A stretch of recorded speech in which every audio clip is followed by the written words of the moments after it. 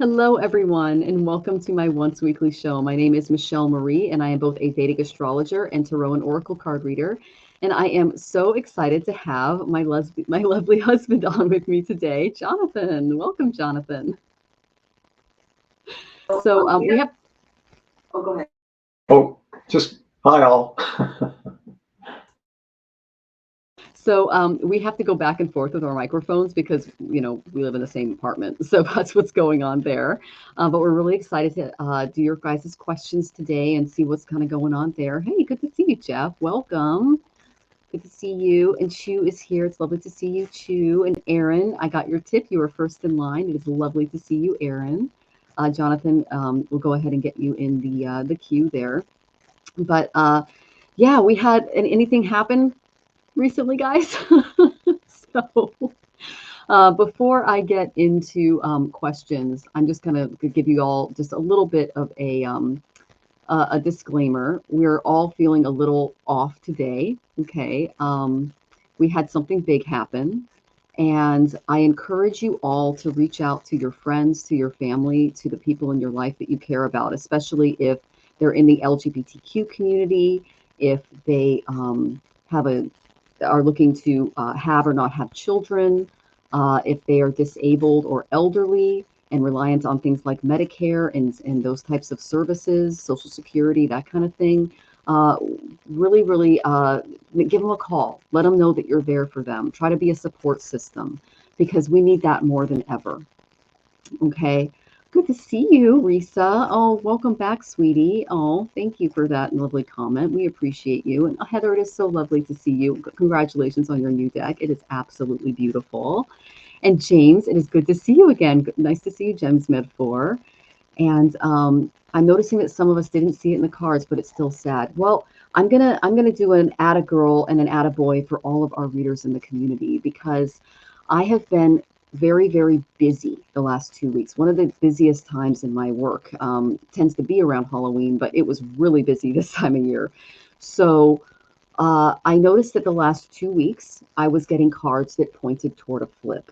Now, I shared what I was seeing on Sherry's show 2 weeks ago. I had her on the show, and some of you were so upset with me that you went to other readers' channels and they actually emailed me or spoke to me in person. And so I did not share any more political readings with you guys. But I did say in that one reading that Project 25 was going to go forward. The eclipse on April 8th that we had in America was going to cause a major shift regardless of who the president was.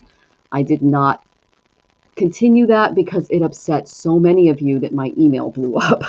So I all I ask is during this show, because we're in a very different time now, we're not really sure what kind of rights we're going to have in the next year, whether we're going to be able to participate in some of these activities. So I think it's really important for us to come together and to offer comfort and to help each other out. Who do I think is responsible for the win? Elon Musk. I looked at his chart this afternoon. He got Trump into the White House. So I was looking at J.D. Vance, I was looking at Kamala Harris, I was looking at Donald Trump, and I was looking at America's chart. When I was, America's chart's not great. She's in full Sati Sati right now. It's the same moon as me. To let you know what's going on in our lives, we lost our house. We were burglarized after we moved. And we're dealing with a lot of things like hell on earth kind of stuff. So I knew something bad was going to happen. I just didn't know exactly. I couldn't pinpoint it right away. Or good, depending on where you're, because there are 72 million people who do think that this is a very good thing to have happen. But Elon Musk he's a miracle worker, you guys. What he was able to do was Olympian level at the end there. But it wasn't until 2 weeks ago that I started getting cards that were pointing in the other direction. But I do not participate in political shows for that reason. So they were correct up until the nominee changed and the Republicans took a different campaign track. So if you are comfortable with the idea of Project 2025, if you are comfortable with the idea of some of the things that are coming out of the presidency moving forward, then you're good. There are 72 million people that agree with you. If you're uncomfortable because of either your gender status or who you are as a person or your ideologies, things like that, I highly recommend you look at your options, contact your friends and family, and be a support for one another. As an add-on to my site, I went ahead and included astrocartography. I announced this last week when I really saw a lot of ninth house placement cards coming out of Marina's show. I was like, looks like a lot of us are going to possibly look into moving. And I got third house of communications in almost every single reading. So I set up an astrocartography page. You guys can click on that, and I reduced my rates. So it says 15 minutes on there, but it can go longer. It's just enough time to really go through the best place in the world for you if you don't feel that the current place that you're living will support your lifestyle. So I hope that was helpful, guys. I'm sending you lots of love and lots of comfort as we kind of move through these tumultuous times. Elon actually said that we are going to be headed for some difficulties. So we need to really, really help each other as we move through those things. And I'm here if you need to contact me. So Jonathan, do you have anything to add to that?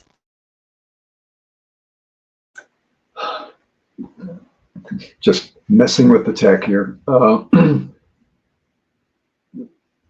Everything that's been going through my head recently, I recognize is kind of a quote from older books. And the one that happened yesterday, among others, was "We live in dangerous times." And they just got more dangerous because I can't describe what happened. There was some machinations that went on, but I know it when I see it, And one of the things that we saw that kind of was almost accidentally on the screen. I'm not going to mention any names except for Trump and Komilla, but someone came running out on the stage just as Trump was warming up, jumped about 10 feet in the air, ran over, said something in his ear, and Trump's demeanor changed. And then he announced that he was happy that they won. And I've been here for a minute, and I've been involved in one way or another with virtually every presidential candidate since the 70s when I became able to vote. And I've never seen anything like these last two presidential campaigns. They don't resemble, forget presidential campaigns, they don't resemble anything. They don't resemble commercial enterprises. That it's anyway. Just in my own sort of born in Arkansas, got my ear to the ground kind of thing. I can't tell you what happened, but something happened.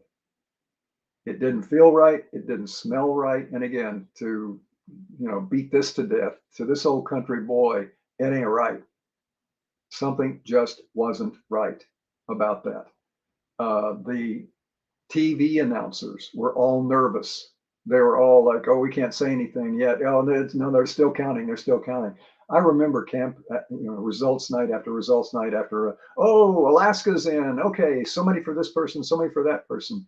Maybe that happened last night. I didn't see it. It was like nothing was announced. A state here, a little bit here, a little bit there. It wasn't the sort of constant stream of, okay, this region of this state is in, and boom, this person's ahead. It was just all of a sudden, bang, he won. Now, I'll admit I didn't see every moment of every second of all the results because honestly, I didn't want to put myself or Michelle through that because this whole thing has just been like watching two enemies do surgery on each other, by that I mean the candidates. It's again just from an old Arkansas standpoint, I can't tell you what was wrong and I can't tell you what was rotten, but I know something was rotten wrong, and we have to live with the results. So let's as Heather says, hoping our move next year helps us stay safe. I think we all hope to let's say, I'll paraphrase it a little bit, move into next year and we'll all be safe, because I think that's at risk now. If the election process has been corrupted or figured out, opened up, made available, then everybody's at risk, not just everybody in the United States, but everybody worldwide, because the United States is one of the several countries in the world that can end the world. And the fact that I'm living in the United States and I've been here my entire life makes me preferential to the United States, but I'm not loyal if what I saw last night is our present and our future. I would be loyal in the sense of not being a traitor to it, but I would not stand there to support it. So right now I'm on the fence with my hand on the gate, trying to decide, stay in the yard or get out of the yard. Here in the diatribe.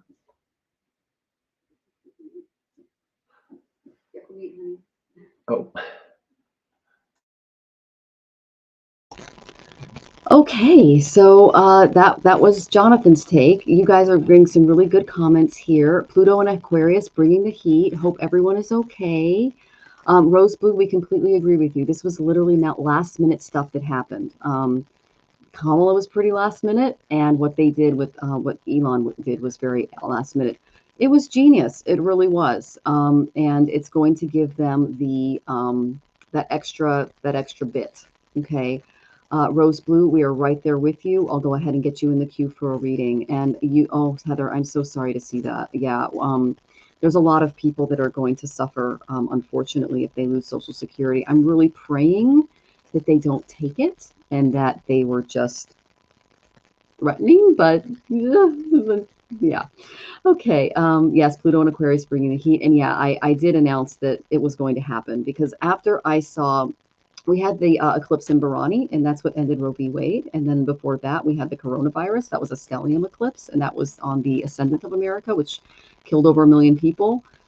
This is the worst one I've seen in a while. That was the April 8th one, and I just went there. I know it, even if she's elected or she's not elected, even though her chart did look pretty dang good.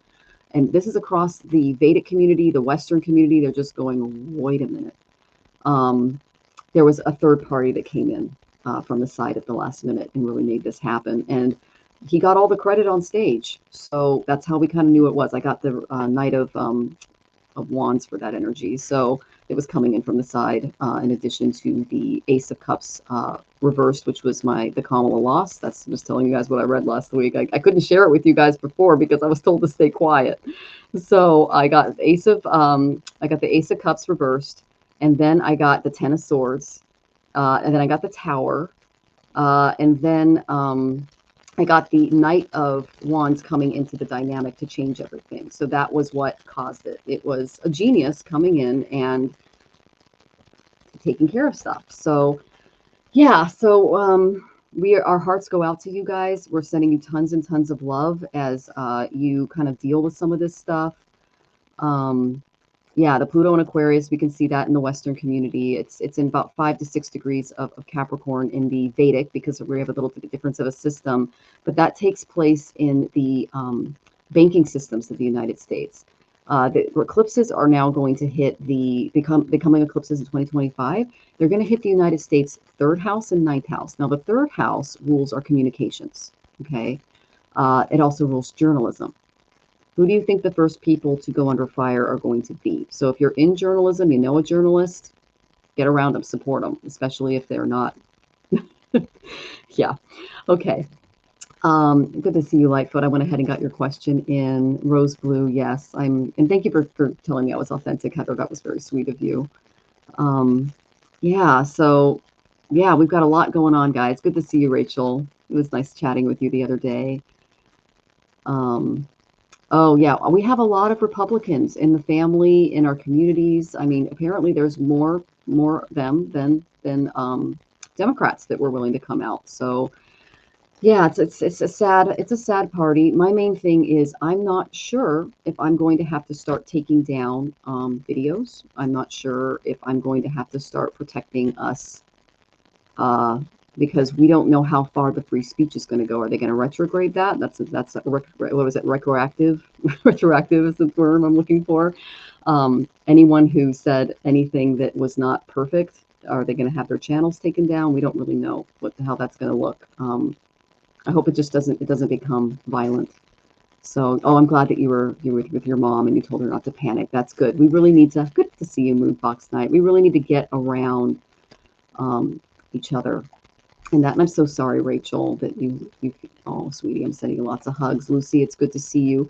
The lovely Cowbell is here. It is lovely to see you, Cowbell. We're sending you lots of hugs post-birthday. I hope it was fabulous. I'm so jealous of your delicious pretzels. Oh yeah, I was just giving a little bit of a disclaimer as to kind of what we saw yesterday. And is there a possibility that the truth will be revealed as the counts are recounted? Well, I will go ahead and pull some cards on that, Gerald. Okay. Me too, except both towers. So that's what was the water sign. Elon, June, late June birthday. Oh, okay. And I believe Donald Trump is a June birthday as well. Okay.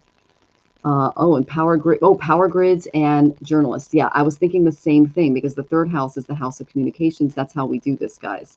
So we might have to go private. We might have to go members only. We might have to pick another forum where we can safely do this. Just to let you know, because I was getting cards on this about a month ago, Jonathan's finger might be on the button, but mine is not. So I am, I'm leaving.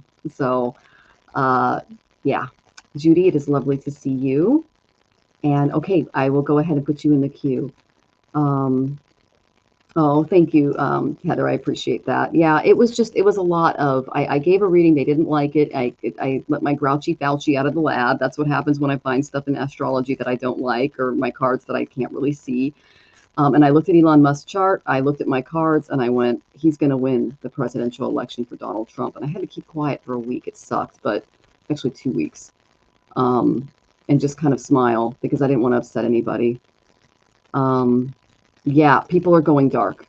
So if you guys see videos are missing, if you see that I might be more private, if you notice that other people that were very vocal regarding this is not a political channel, but some people in our community have political channels, and the stuff that came out of those could lead to persecution in the future. So it's important that we look at that. Oh, Substack, okay. Yeah, imagine serving under him in the army. That's interesting, Rachel. That's something to think about. Good to have you back, Rose Blue. And I am accepting super chats. You were in the queue, Rhoda. Thank you so much for your question. Okay, so I'm going to give you guys a quick transit that's coming up to encourage you. This is a good one. We have Venus in Sagittarius, and that's going to go on until December 2nd, 2024. So this is all about a love for adventure, learning, spiritual connections, and travel, especially long distance travel, because that's what Jupiter rules. So over the next few months, you might be considering looking at your assets and looking at places where you can feel optimistic about your future, your relationships, your finances. Don't make any impulsive decisions that can lead to instability. So if you're looking at visas, if you're looking at other things, especially if you get an astrocartography reading from me, I can give you guys some pointers on what's out there right now, especially for Americans. There are places that don't even require you to have a visa. You just show up with your passport, things like that. But collectively, this is going to be about freedom. It's going to be about open-mindedness and philosophical pursuits. So for the next month, energy is going to be supporting us, guys. Venus is in Gandanta until the 8th, so don't make any big decisions before then. Saturn is going to go direct on between the 14th and the 16th of November. That's when we're going to have more clarity as to what's going to happen. Okay. We can chant Venus's mantra, which is Om Shukraya Namaha. And that can offer us more balance during this time, or we can wear yellow sapphire or citrine to enhance our joy and enhance wisdom as well, because we're going to need that moving forward. And herbal remedies like turmeric and saffron can promote more vitality if you're feeling a little, especially as the weather is getting colder. And just this is a time for exploring new horizons, okay, with a grounded and wise approach, and really, really focused toward love and prosperity for each other. I mean, I want you to imagine if you got a bunch of people together and you got all of your assets together and you found a place to live and have a community that worked, where you felt safe and supported and you didn't have to worry about what you said like 5 years ago, or what you look like, or who you love. Okay, so this is Spirit is literally asking us and giving us the opportunity to expand right now as people and as souls. So I hope that you all take advantage of that. So, oh, I hope you're able to visit. Oh, you don't have a passport. I would definitely get either a passport or a passport card. I know that in Washington State, where we are, as of May, we are going to, of 2025, in order to get on a plane and go from state to state, you need a passport or a passport card. So that's something you might want to look into. Oh, I'm so sorry about that, Rose Blue. Whew, yeah, it's the energies for sure. Okay, you got it, Lightfoot. I love freedom as well. We are all about that. So I'm going to go ahead and get your questions in, and I'll go ahead and name the first three. It's going to be Aaron Whitefoot, and then Rhoda, and then Lightfoot. So if you guys are here, go ahead and check in, and then I'm going to go ahead and get to your questions. So it's so lovely to have you all here. I'm very thankful for this community, and we're sending you lots of love and peace and comfort as we kind of go through this energy. It's difficult, and it's very sudden. So now, just to let you guys know, Jonathan does not use cards, but he does ask questions. And so if you are in the chat, you're going to need to interact with him a little bit, because that's how he reads as a reader, okay? And Lucy, I'll go ahead and get your question in. Oh, general reading from your guides. You got it, Aaron. Very cool. Okay. So, and Jonathan, you can go at any time. I'm just going to be pulling some cards for Aaron here. Okay. Ooh. Well, Aaron,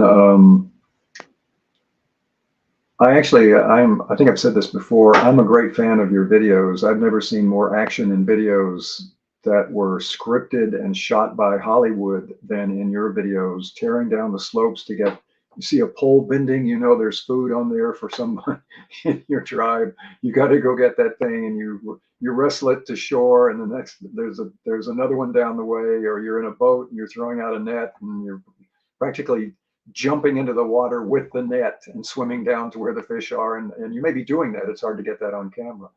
But your energy and your expression of life is not just admirable, it is staggeringly significant, at least in my life, because I see you doing this to obviously feed your family and your tribe and other people, and maybe there's a little bit left over that you can, smoke and sell someplace. But the 10 miles a day, yeah, averaging 10 a day, yeah. Well, the upside is, if what doesn't kill you makes you stronger, and it's making you stronger. So we are fans of your videos, so we appreciate you posting those. I think I might have mentioned this before. My late partner was helped a lot of the Indian tribes in the Pacific Northwest, because the government has stipends that they sort of try to pay out to the tribe unless they're 30 minutes late on answering a question on a form that's 300 pages long, and then they cut off everything. So my wife specialized in answering those questions and getting the form in before the government could cut off the funding to the tribe that they were owed legitimately without the form. So I do have some idea of what the tribes in the Pacific Northwest, particularly, and the Northwest, I should say, go through. I'm feeling that this kind of links into the political stuff that we're going through. The government of the United States is still ticked off about how they have to continue to collaborate, let's call it. I would say fight, but it's supposed to be collaborative with the tribes in not just the Northwest, but nationally. I think it's going to get worse. And the reason I think it's going to get worse is because of who was just elected and what happened under his care. So this is not so much a prediction as a recollection, because I remember my late wife struggling and struggling and struggling and struggling, going to Washington, spending weeks at a time, going in and talking to Congress people for $75,000 annual stipend for a tribe. You know, for her to talk to a congressional aide for an hour cost the government more than $75,000, I'm sure. So I'm hoping that, you know, the best case would be that the Trump administration would decide, let's do something that makes us look good, like maybe honor our agreement with the tribes, you know, nationally or the South or West or whatever. I don't think that's going to happen because I don't think they're worried about looking good, but fingers crossed. But I'll tell you something again. I see you working out there. I know that you know other people in your tribe who are working as hard as you're working. The entire tribe is working as hard as you are working. And that's what has kept you alive and thriving and on this continent for millennia. So I'll say this as not a tribal member, but as a European immigrant. You may be here after we're gone, because the way we're headed, it's not good. By we, I mean the, you know, occupation culture. So keep doing what you're doing because it's keeping you and your folks alive. And thanks for letting us know. Okay, thank you, Jonathan. You were right on par with my card, sweetie. So, and yes, we are married, Lucy. We've been married. It'll be, oh gosh, on the 11th, it'll be 9 years, sweetie. Can you believe that? We were friends for 15, so yeah, actually almost 16. We've been friends for a long time. Oh my goodness. I always say the creator doesn't put a lot of weight on one's shoulders if they are weak. Gotta stay strong. That is beautiful, Aaron. I love that. It is wonderful to see you, Miss Tarodi. That is very inspirational. So keep that in mind as I give you your reading, okay? All right. Thank you, Lucy. I think he's adorable. All right. So I got Gemini in the 12th house. The 12th house is all about spirituality. The Gemini is all about the tribe, community, neighbors come together and they want you to do a spiritual ceremony with a shaman in your area. You have a very magical person in your tribe that can work their magic to bring good energy toward everyone. And that's who they showed me could bring more of a positive shift toward some of the energies that I see coming your way. The reason I say that was I got the South Node in the sun. This is an eclipsed sun. And when Jonathan was talking about what you can expect as a tribe, you're going to need to protect your land, okay? Your land, your resources, and your fishing rights, okay? Those are things that you're going to need to come together and really try to protect, all right? Because that area is about to become eclipsed. That means eclipses aren't good things, okay? It's a Ketu level, so it's a detachment, okay? It can take away things. So really, I know that you're very involved and you're very strong. So we're there with you, okay? This is what I see coming. All right. I got injustice because I got justice reversed. I got that it's really going to flip you a little upside down. This tells me that you're a very empathic person and you have a very beautiful heart, okay? But this is really it's going to mess with you a little bit, okay? Because there's going to be some disappointments, okay? So what this tells me is this is my card for just, oh gosh, what's the best way of saying this? For disappointment, rejection, insecurity, maybe a little depression, some setbacks, but it's asking you to let go, okay? So you looks like you're not a half glass empty guy, you're a half glass full guy. So that's going to be really helpful toward really encouraging people as we move forward. So even in times of disenchantment, they're telling me that your attitude can really make the difference and turn things around, which I think is really beautiful. And that's what you can offer others, your neighbors, your friends. It's important to understand that this disillusionment that's going on is a natural part of life, and it shouldn't prevent you from finding that beautiful, true happiness and fulfillment that can be there for you. Fear of failure, they're saying, will hold you back from taking chances that can improve your life and the life of your tribe. And if that's put in place, you're going to thrive. You're going to make it through this. So just work on letting go of disappointment, and really looking after each other during this time. There is a magic worker in your area, because I got Saint Germain, okay, and it says work your magic, and I got that there was someone in the tribe that could have some kind of spiritual ceremony to uplift all of the spirits there, and maybe call in the ancestors for help, okay?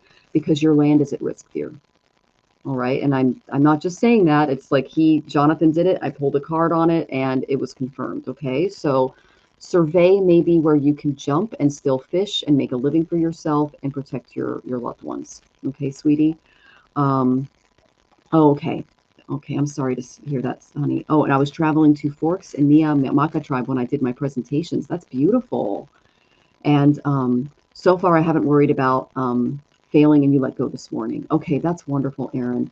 You know, you have a beautiful, beautiful, positive spirit, and that's really going to make a difference for a lot of the energies going on right now. So we hope that was helpful, sweetie, and thank you for joining us. We're really rooting for you, and we'll make sure to follow those beautiful videos that you're creating and share them with others because they're a hoot, you guys. Aaron White, but I'll put him up again. Here he is. Follow his channel. He's got beautiful, beautiful videos. He lives on just an incredible area. So, well, thank you for sitting and listening, Risa. We really appreciate that. And it's lovely to see. Yeah, I love you, Mr. Rodi. It's so great to see you here. And let's see. Oh, wow. 53 years. Congratulations, Rose Blue. That's huge. Yay. I love hearing that. And thank you, Mr. Rodi. I really love this guy. We've been together for a bit, so this is awesome. And welcome to the live, Delphi. It is lovely to see you. And Emily, I went ahead and put your question in the queue. All right. So let's see. Oh, Keith is here. Yes, Keith, go ahead and ask your question, and Jonathan will put you on the list. Yes, and we really appreciate you too, Aaron. Yeah, this is all about coming together. I got 3rd and 9th house on Marina's show all last week, and I kept going, you guys, it's not looking good. Something's going on. So we need to come together and like band together. So we got this. So thank you, Rachel. You're so sweet. And you lit a 4-day candle last night. That's beautiful. Yeah, we need the light right now. I love that. Thank you so much for doing that, Rose Blue. Okay, and I got your question, Rachel. You got it. You got it. So our next one is Rhoda. Let me go ahead and put Rachel in here.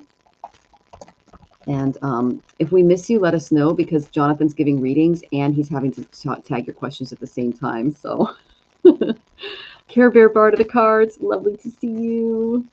Okay, Keith, I'll go ahead and get you in the queue. Thank you for your question. All right. So here we go. The next one is Rhoda. Let me find your question. If it's Rhoda, let me know. If I say it wrong, I apologize if I did. What's coming this month for me? Okay. So do you want me to just kind of do an overall general and then you want to tap in, Jonathan, or how do you want to read? Okay, sounds good. I figured that's how you wanted to work. Okay, it's regarding your 9th house of travel.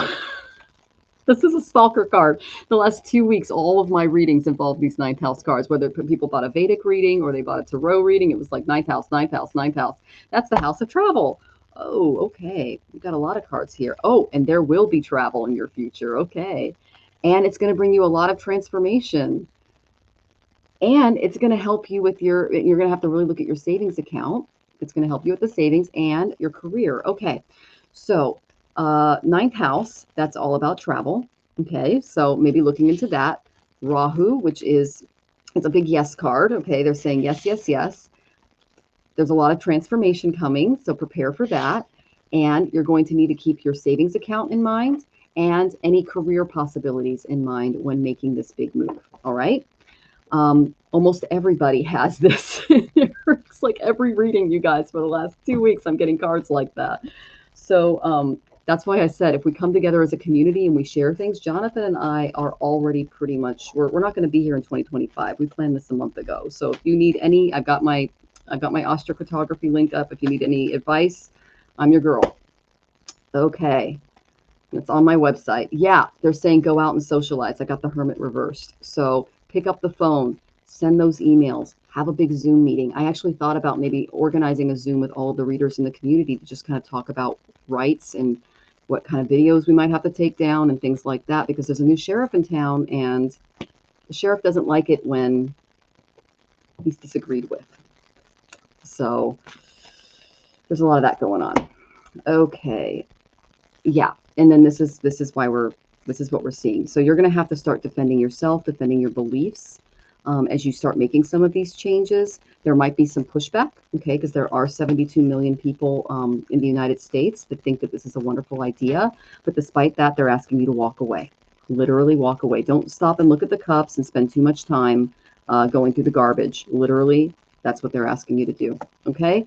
If you are happy here and you don't have plans to move, then there you go.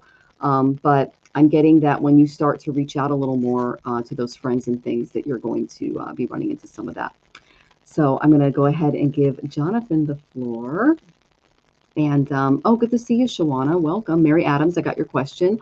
Good to see you, Rooted Willow. I got your question. And Laura, okay, I will go and get your question.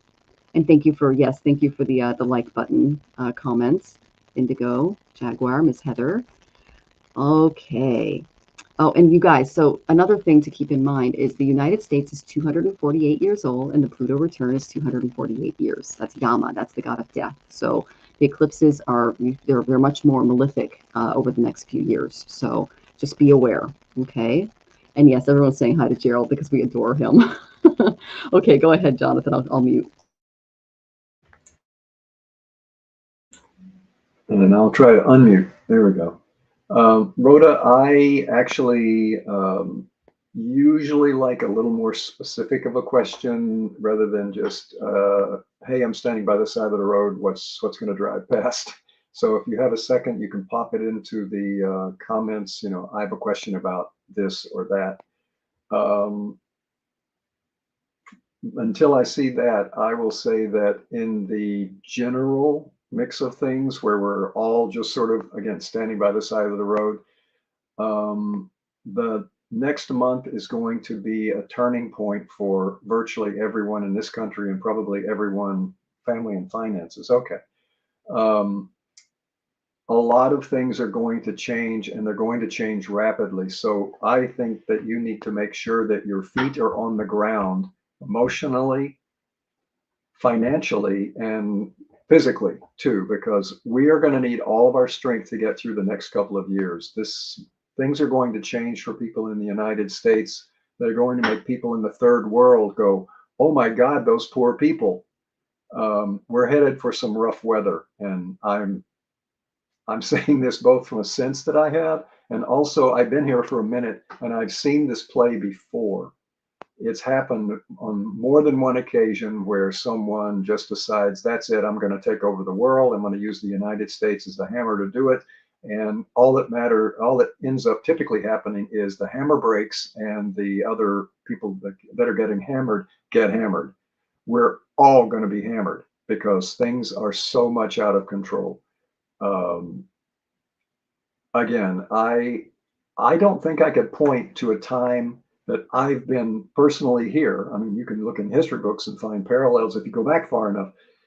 Talking about my specific 73 years standing here watching the crazy parade go by, I've never seen anything like this by degree. I've seen crazy dictators before. I've seen crazy, market turns before. I've seen shortages of things. I've seen pandemics. I've seen a lot of stuff, and a lot of people have seen a lot of stuff. But I haven't seen so much at once. There was an author that had a phrase. It was everything all at once, everywhere, and that's kind of what we're experiencing. It's very difficult to really, if you feel disconnected, if you feel like you just can't get your bearings, there's a reason for that, and that's because the ability to get your bearings has been taken away from us unless we really focus on one or two things at a time. Because if you think about your personal life, your family life, your work life, your neighborhood life, your future life, your past life, everything. You have to think about everything all at once because everything is happening all at once. And now we have this, what the heck is going to happen next year and for the next few years while you're thinking about everything all at once. So long ago and far away, I had several years spent like that when I was fighting with the United States government. And we eventually just agreed that I was annoying and I was allowed to go away. But I came out of that really, really physically and emotionally drained and scarred. And it took me a long time to sort of get my feet under me. And I did it consciously because I was defending my rights and they were trying to take those rights away from me. Sound familiar? That's what just happened to our country. And we have to get those rights back. And you need to be part of that. We all need to be part of that.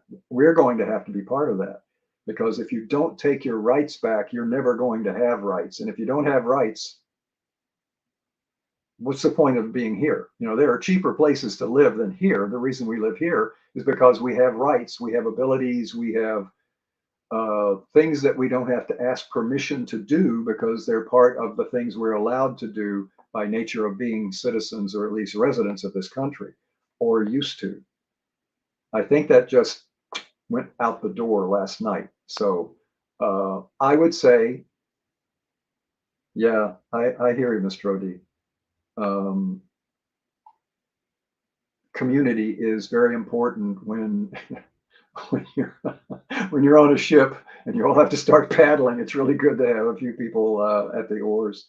But I had somebody very wise tell me when I was going through one of my crazier periods in my life, uh, stop, sit down, close your eyes, rest. You cannot run 1,000 miles an hour constantly. You have to rest. You're a machine. The body is a machine. We're in charge of this machine. When you get really tired, when you start making mistakes, that's what happens. That's when I know I'm really tired. I start making mistakes. Stop, because you're just going to keep making mistakes. Sit down, drink some tea, drink some water, drink some whatever calms you down. Listen to some music, lie flat on the floor, lie on the bed. If you have pets, they're an enormous comfort to have a little fella or girl come over and hit you with their nose and say, "What's wrong?" That can just bring you back to life. So current medical bills are 40,000 a month, but you're worth it, right? I mean, come on. Yeah, I don't know what it was if inflation adjusted, but I was probably around 10 or 15,000 a month back in the 70s because I was getting some stuff that was, I'm sorry, 90s. I was getting some stuff that was really, really, really designed to just about kill me, but not quite. And fortunately, I had, back in those days, they had this thing called insurance, and I had insurance and it paid for about 90% of it, but it was still, but I got a bargain because I lived. So anyway, I hope that that was some help. Don't feel that you're alone is the main part of that statement. Ask for help.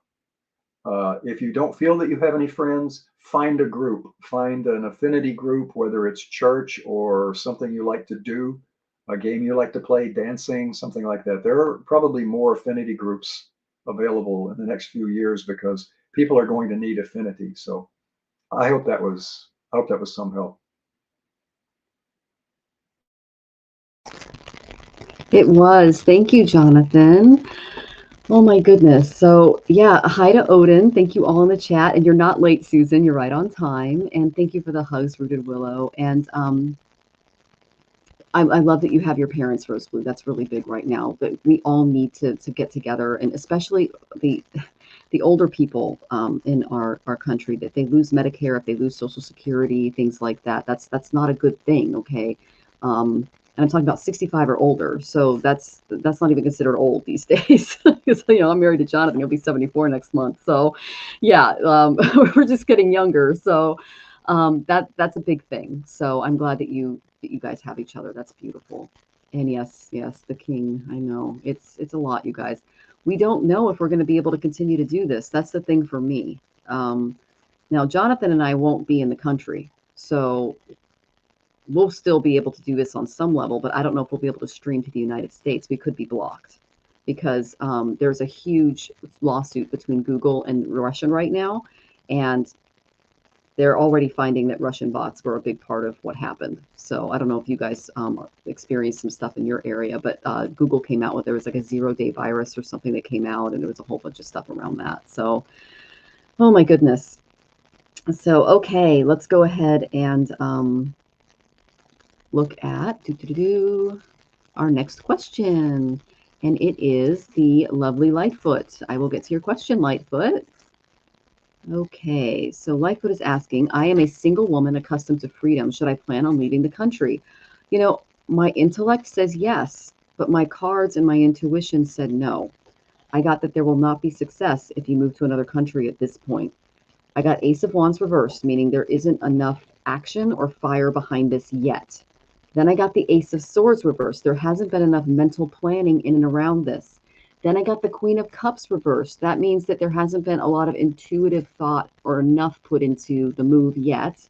And then I get that there was a lack of planning and a missed opportunity. Okay. So I said, all right, now is not the time. There was some kind of missed opportunity. They want you to write. Okay. I got Toth for the solution. They want you to write.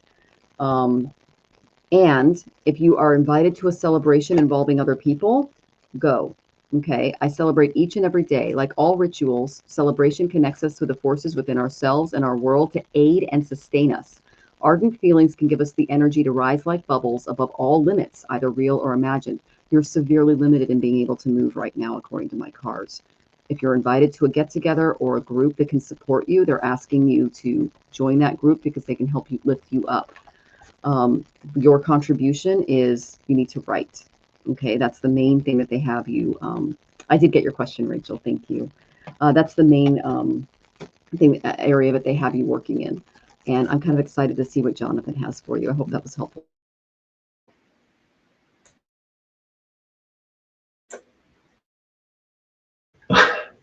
Well, I'm going to give you maybe a strange answer. I'll give you the answer and then I'll explain why.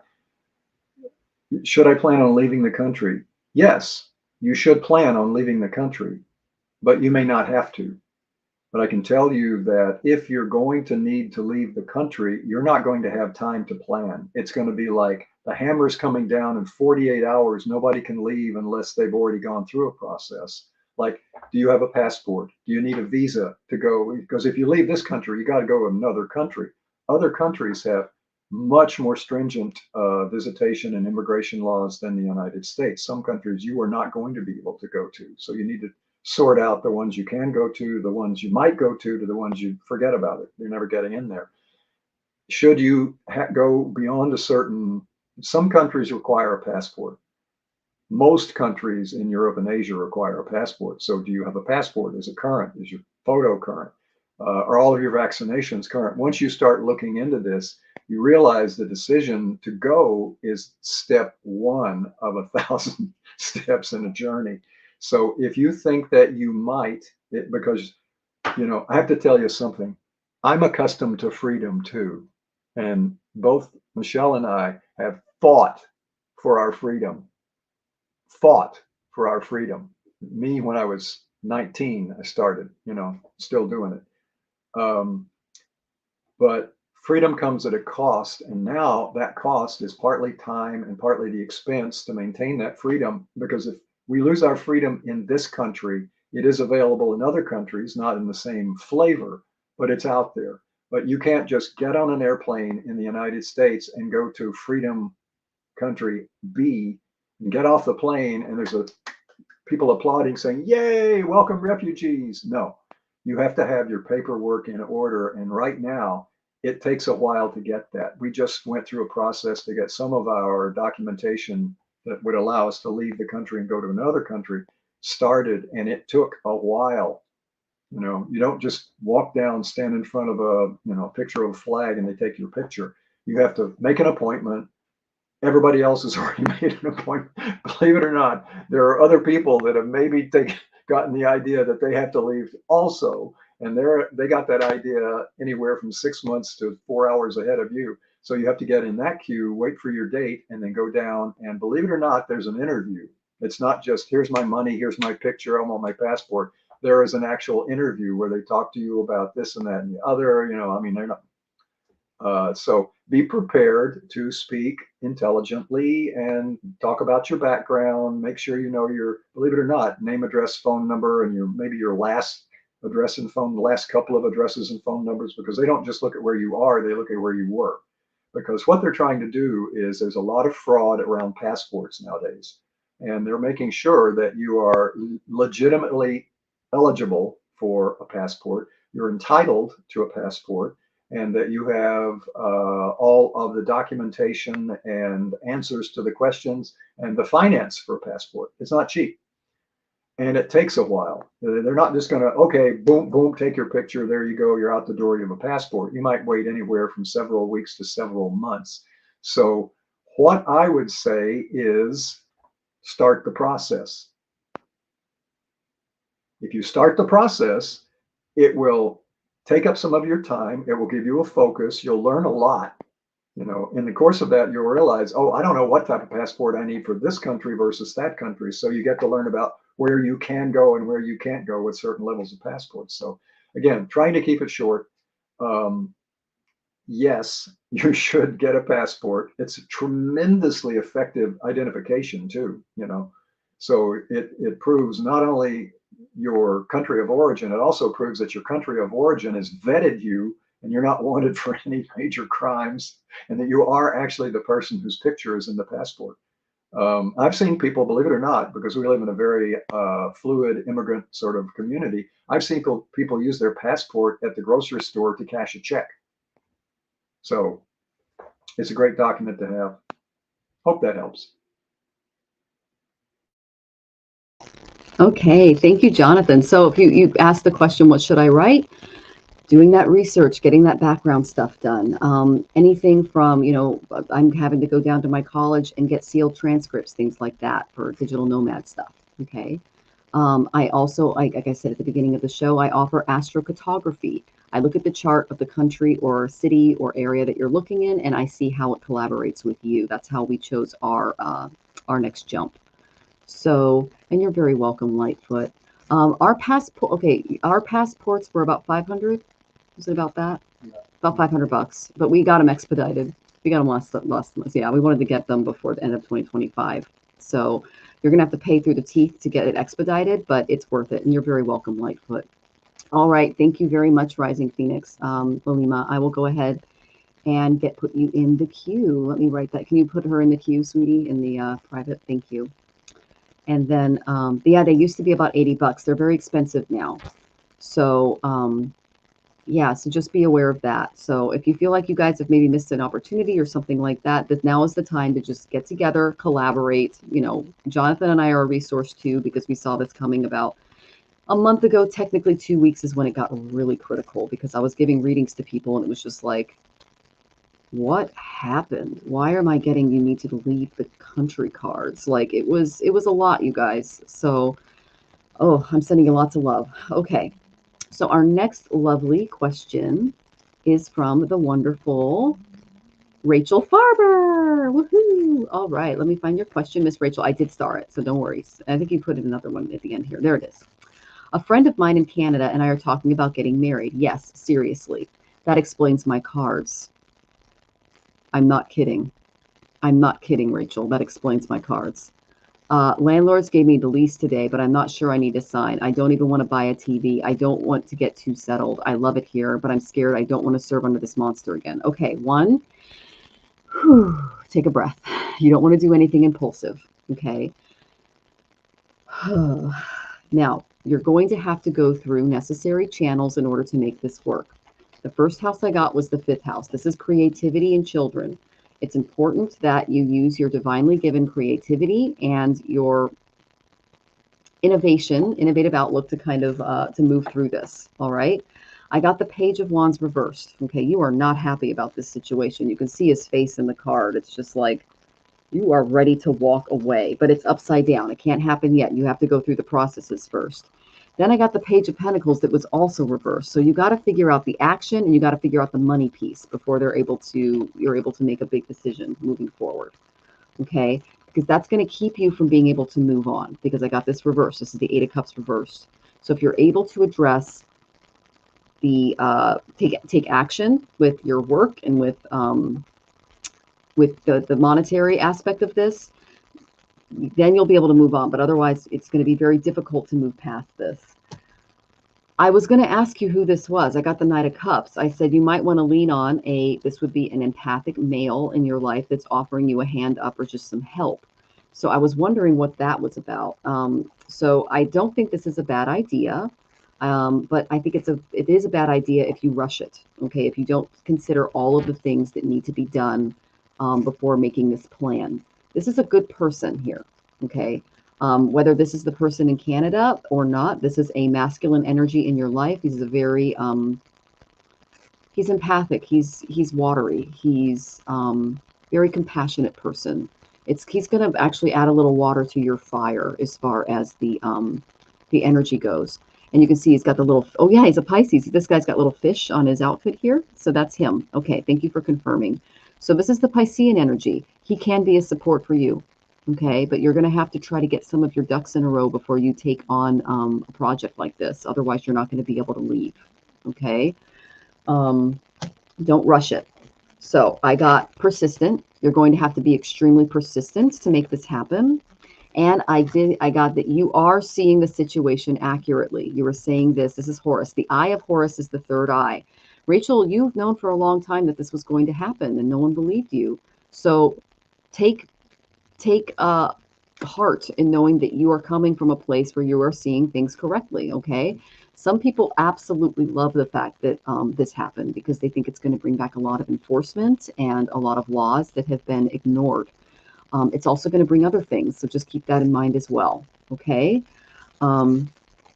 Oh, he's a Pisces and he lives in Victoria. Very cool. Oh, I like BC too, Susan. And he helps his mom. He's a good guy. I have a savings. I worked hard for them. Very good. And I felt this for months and years. Wonderful. Well, I was getting marriage cards for you this year. This might be what was going on there, the relationship cards. It's just now starting to perk a little bit. So, and that does sound like maybe you haven't been able to find a home. Now, you're going to get over that yoga mid-January. So that would explain why everything was so topsy-turvy. That's a really good point, Susan. I love that. I can imagine that for you, Rachel. I really can. Make sure Ollie likes him. But if you love this person and you've been friends with them for a long time and they're offering you a hand up, I got really good cards for him. And they pointed out that he was a Pisces and he can calm you down. He can kind of, you tend to be very fiery, very beautifully passionate. And he is more like empathic and calm. And so you could bring out the more passionate energy in him and he can help calm your fire a little bit. So I can see that being a beautiful thing. So, and yeah, there you go. He's a floater, and I mentioned you were needing a roommate. Floaters are good. You need to be a floater during tumultuous times. It's good to be hard to catch. Okay, so I do astrocartography. I rely on the sidereal zodiac. It's the real sign. It's the real stuff going on in the sky right now, and I do find it to be very accurate. And I used it to pick out the places that Jonathan and I are going to be traveling to. So I'm living it. So I'm not just I'm not just offering this as a service. I studied because I grew up in the military, grew up all over the world, and I studied the various places that I lived, and I looked at my charts there, and they matched up pretty well. So I'm kind of excited to offer that service, and I put it at a discount for you guys. So yeah, I'm hoping that's the reasoning for you too, Rooted Willow. And she says, absolutely, Victoria is a beautiful town. It really is. And I could do a PhD in music there. That would be amazing. Yeah, I'm excited for you, but I'm excited for you both too, Rachel. That's awesome. Thank you for the encouragement. And oh, and thank you so much, Rooted Willow. That was lovely of you. And we had over 3 hours together the other day. That was so much fun. And you looked at Spain today. That's wonderful. Didn't you sell your house at the perfect time? I am so happy for you. This is like you have all of your assets together. You can go anywhere. I am so excited for you, Susan. And the signs are accurate. Yes, Laura. It's the real sky calculation that I use. So yeah. Oh my gosh, Susan. Yes. Yes. That's that Jupiter energy in your chart. He saved your patootie. So I am like, girl, you could just go, honey, what you can afford in other parts of the world is going to blow your freaking mind. You are going to be living like a freaking queen. And the healthcare in other countries, forget about it. You are going to rock it. You could be walking and running before, the end of next year if you get to a good place. So, and all right. So, oh, you looked at the Western, you weren't pleased. Okay, well, I do Vedic, and we can go through some of those too. All right, Care Bear, thank you. And you know what? You can always I would pull cards, Rachel, if you have a deck or something, and just kind of if you looking into seeing what that works. And then okay, well, I hope that was helpful. Oh yeah, Jonathan has to go. Okay, so I'm excited to see what he says.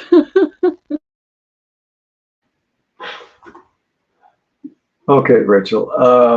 Normally I'm not on screen on camera. I'm just in the background killing trolls, but I also look at all the comments, and I have to say, I sort of feel like your older uncle or something at this point because I've sort of followed your comments. I tried this apartment. It's great. Oh my God, it's awful. It fell apart the second I got there. The landlord let me go, so I found this other one I think is really good. Oh no, it's awful. You have really been through it. Um, I don't, again, I'm just sort of looking from the sidelines and reading what you tell us here, but your life has not really been, uh, I guess stable is the word that I'm looking for. I mean, I'm sure you have, it's not just chaos 24/7, but uh, you have been through it. You have been through it personally, professionally. Ali, I think you thought he was ill at one point. Um, it seemed to me the last, the last bookmark I put in the saga, you had actually found a place that was worth staying.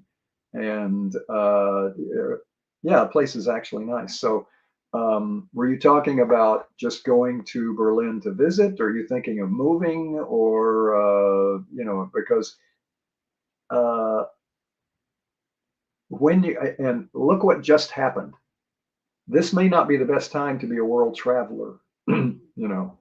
Um, so it, I think you might want to maybe wait till spring because honestly, at this point, nobody can tell you what's going to happen in the next few hours, days, weeks, or months because we just went back on the crazy train to the cheap seats on the crazy train. And anybody that thinks they know what's going to happen right now has no idea what's going to happen right now. Even the people that are going to be doing it don't have any idea what's going to happen right now. They're not making it up as they go along. It's happening to them as they go along. So there's not even like planning as they're stumbling from mistake to mistake. So our plan is to sort of plan and keep planning and take steps toward, there's documentation that I have a feeling you probably traveled farther than I have in the last 10 years. There's documentation that you need, there's certifications, you have to have vaccinations and all sorts of Asians. So make sure those are all in line, and we're getting that ready so that if we have to pull the plug and move, we can do that. We just simply get all of our documentation, grab Rosie, and we're out the door. And that's probably not a bad plan for anybody at this point that doesn't feel that the current or the past and the incoming administration is the greatest thing they've ever seen. You need some options. And GTFO is an option at this point. And I've stuck through this country through several wars and them trying to put me in two of them. And I didn't think that I would ever seriously say, yeah, time to go. And it's that close. So I would say, summing up, uh, get your ducks in a row. You may already have a valid passport. You may already have all of your vaccinations. You may have everything that you need. Great. Keep them up. Chances are they're going to start throwing things. Oh, you have this kind of certification, but you don't have that kind of certification. So you have to go to this and get that so that you can go there, So make sure you're on top of that because if you need to book it, you want to be able to book it. But in the meantime, start thinking about where you might go if you had to go there for a while, because I think that might be rather, you can go for a vacation or just to like clear your head or something. But think about if you went someplace to get, have a vacation and clear your head, and the then president closed the borders. This has happened. So have a passport. Good. Yeah, we're we're pending passports. Putting in your papers and need an excuse to go. Yeah. Um, well, it's, I guess, yes, wanting to go is no longer an excuse. So find something reasonable and, like make an appointment with somebody in that country to do something non-invasive that only they can do, and then say, I have to go see this specialist because I want to find out if I have this, that, or the other. You know, yeah, yeah, that's ducks in a row for 6 to 9 months. Yeah. And Amanda, yeah, sell everything. Good luck. You're going to be throwing away a lot of stuff, is what we found, because the market is. Yes, I regret 70 years of being a clutterbug now. What are you going to do? Yeah. So anyway, oh, going to school in Europe? Yeah. Well, that's not to say that there aren't plenty of reasons to go there, but when you get there, is that going to be where you want to stay, or are you just going to be in Europe when you go to Asia? I think you need to make up your mind. Am I leaving and going someplace because I want to go there and I think it's going to fulfill this like like itch, or am I just looking for a scratch? You know. Anyway, hope that's helpful. It was. Thank you, sweetie. And yeah, it's a lot of energy. And yes, sad but true, Amanda. We agree with you. And we were burglarized and our house was taken. So that was our sign from spirit to get out of the country. So that was kind of our thing. And I was literally told by Kali during meditation that it was to basically put some wind in our sails and to encourage Jonathan, because he's the clutter bug and I'm the Marie Kondo. So I like a very clean, organized environment, and he loves his stuff. So we have a very balanced looking home because we balance each other out. It's not like an OCD nightmare, and it's not a clutter bug. So we're a good team. So I love the fact that you balance me out, sweetie. But we're not going to be very clutter buggy when we're traveling. So they could close the borders. That is correct, to keep us here because they, yeah. So, oh, and you're like Jonathan. Okay, I got it. Yeah. Oh, we get along, Susan. Like most of this beautiful stained glass we have in our apartment that you also had in your beautiful bed and breakfast. It's his style is a lot like yours. It's very pretty. Yeah. So he loves antiques too. So, oh, I'm so sorry, Care Bear. I'm giving you lots of hugs, sweetie. It's just a lot. It is. It is. And you're very, very welcome. And we're very lucky to have each other. And we're lucky to have you guys in our lives too. So we appreciate you, Rachel. We really do. So we've known you for so long. It's like we're just a big family here, you know? So, oh my goodness. Oh, let's see. Everyone's saying hi to each other. Thank you guys for being so kind. You guys are wonderful. Lenora, it is lovely to see you. All right, so James is our next question. I'm not asking out of selfishness, but I haven't much had happiness or joy in my lifetime. I really need some good times. Thank you. You're welcome, sweetie. I got some great cards for you, James. The first one I got was Taurus. Taurus is all about it's meeting our material needs and our savings accounts, but it's our beliefs. It's what makes us feel grounded and secure. And if you want to, for what I like to call secure your base, this would be a great way to do it. I got the Page of Wands. The Page of Wands is all about being spontaneous. It's a very youthful spirit. And they're asking you to embrace that. Liberality, innocence, youthfulness, a little impatience, but spontaneity, okay? So just bring back a little bit of that youthful excitement and that vibrant energy that you have inside of you. And when you embody this, you'll be influenced by others who kind of fit this description, and your vibration will attract better times and more vibrant personalities. So, what else, guys? They say if you're focused on achieving some type of a community, it's going to happen for you. They're saying something wonderful will unfold for you. Your charm, your spontaneity, and your romantic spirit will captivate those around you when you get in and around that. And people will be drawn to your contagious enthusiasm and zest for life, because your inner child is amazing. I'm just tapping if it's okay. It's really cool.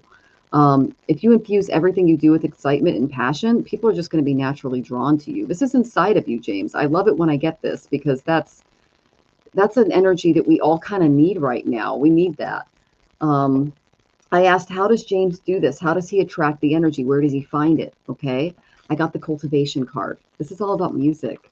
So listening to music can help heal, encourage, and nurture your soul. I thought about when we move, we're going to be a 16-hour difference. And so 3:30 to 4 is when I do my mantra practice in the morning. And that's called a Brahma Muhurta.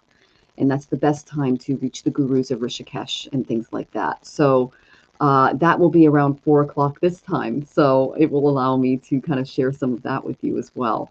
But this is all about singing, chanting, coming together in a community. You notice he's playing the vina here, and he's got a dumaro, and a little dumaro, that's a little drum. And that presents a very focused kind of motion and activity with others. Now he's forming a yan mudra, okay?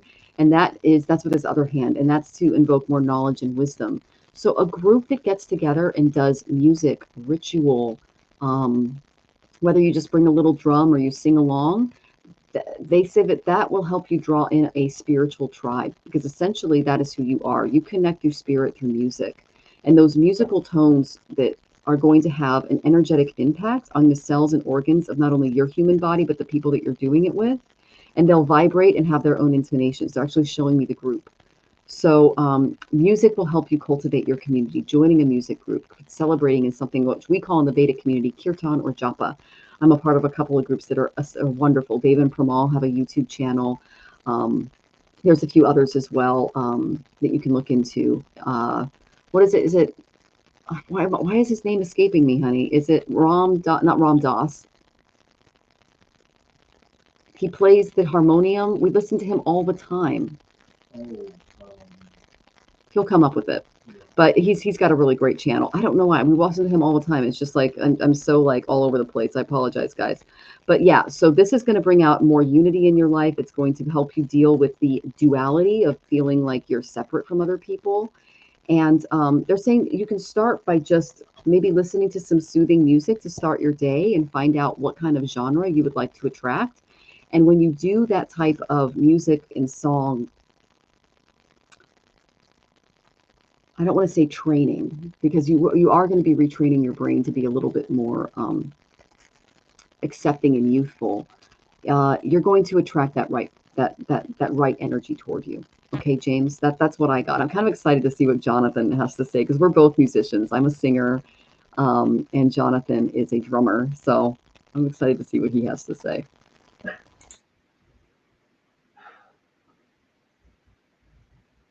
Well, okay, I am unmuted. It sounds like you know, my own experience and my experience with people that haven't had much happiness and joy in their lifetime usually is because, well, there's a number of things, but it's usually because something else has taken the place of the space that would have been the space and time that would have been used for happiness. Krishna Das is who you were thinking. The harmonium player is Krishna Das. So I'll say again, I've been here for a minute, and I learned kind of in late midlife that you actually have to make space for happiness and work on it. You know, it's kind of like building a house. You don't just start in the middle of the freeway because people are going to be driving over your house. You have to find a space for what you consider to be happiness. You have to clear the space to make sure that it's within your possession, let's call it, for lack of a better term, that you're in control of it.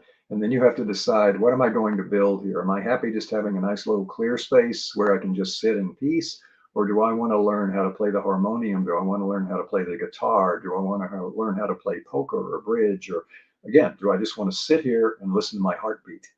The good news is that there are nowadays, you have availability to try, experience, and learn how to do things, again, online, YouTube, and countless private websites which will show you how to do anything, virtually anything online.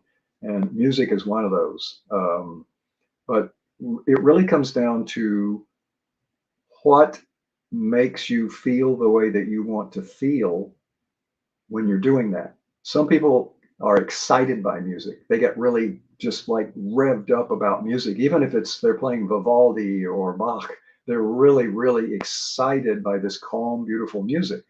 Other people, like I was into, believe it or not, really, really loud rock music when I was young, because that was kind of a way for me to blot out all the stuff that was, that I thought was causing my problems. It would just wash over me and I'd have to think about stuff for a little bit.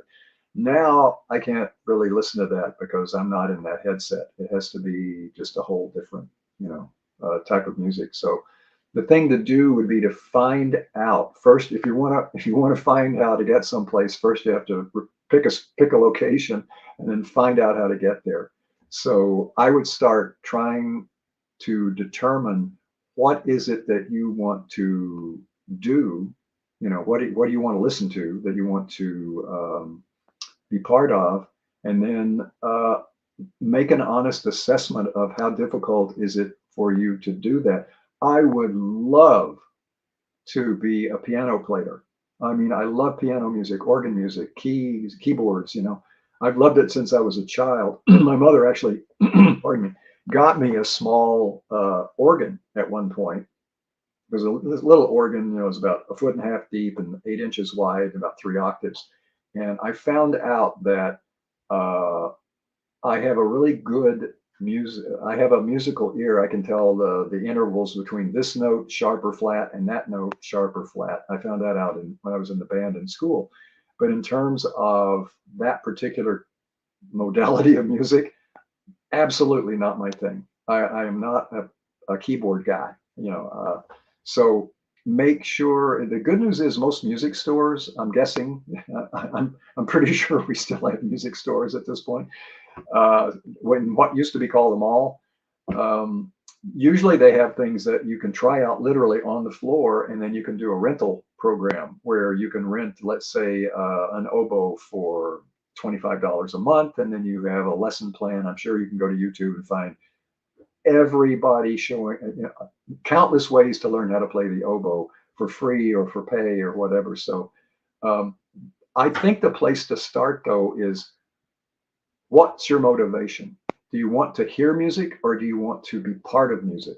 Because I learned a long time ago, being involved in my own experiences with trying to learn the piano and being in a band, it's different listening than it is playing, because playing takes a lot more discipline than listening, and listening is an art and skill too. You can get a lot more out of music than just listening to it in the background while you're reading or something. If you get into the types of musical styles and things that the very, particularly the classical composers did, they had techniques and things. When you learn about how they do what they did, it's amazing how they were able to create this, put it on paper, and add it to, let's say, 40 different types of instruments all playing simultaneously. And it wasn't just like, standing by the freeway and hearing noise. So kind of figure out what you're trying to do and then move in that direction would be what I would suggest.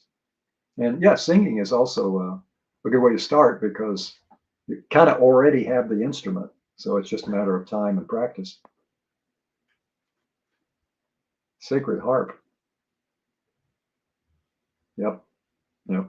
Actually, that kind of triggers a memory. I was long ago and far away. I was a member of a singing group that was associated with the Episcopalian Church. And I was not that good. They were very nice to let me in. I was sort of, I guess, tall enough.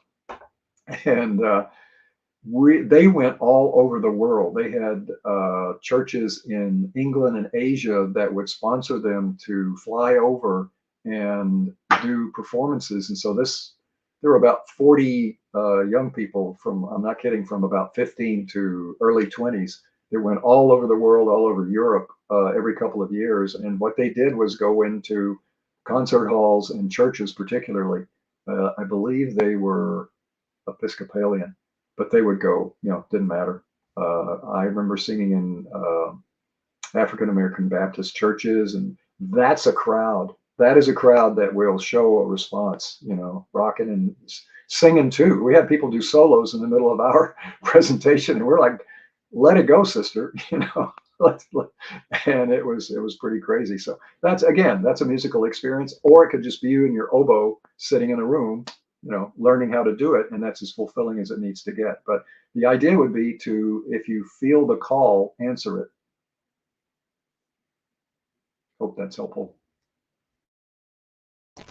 It was. Thank you, sweetie. And yes, Rooted Willow, you are next. And just to let everybody know, while Jonathan was going, I was all over the place trying to get your questions because I noticed a lot of you came in. He got knocked out of email there. So just to let you guys know, we have Rooted Willow next.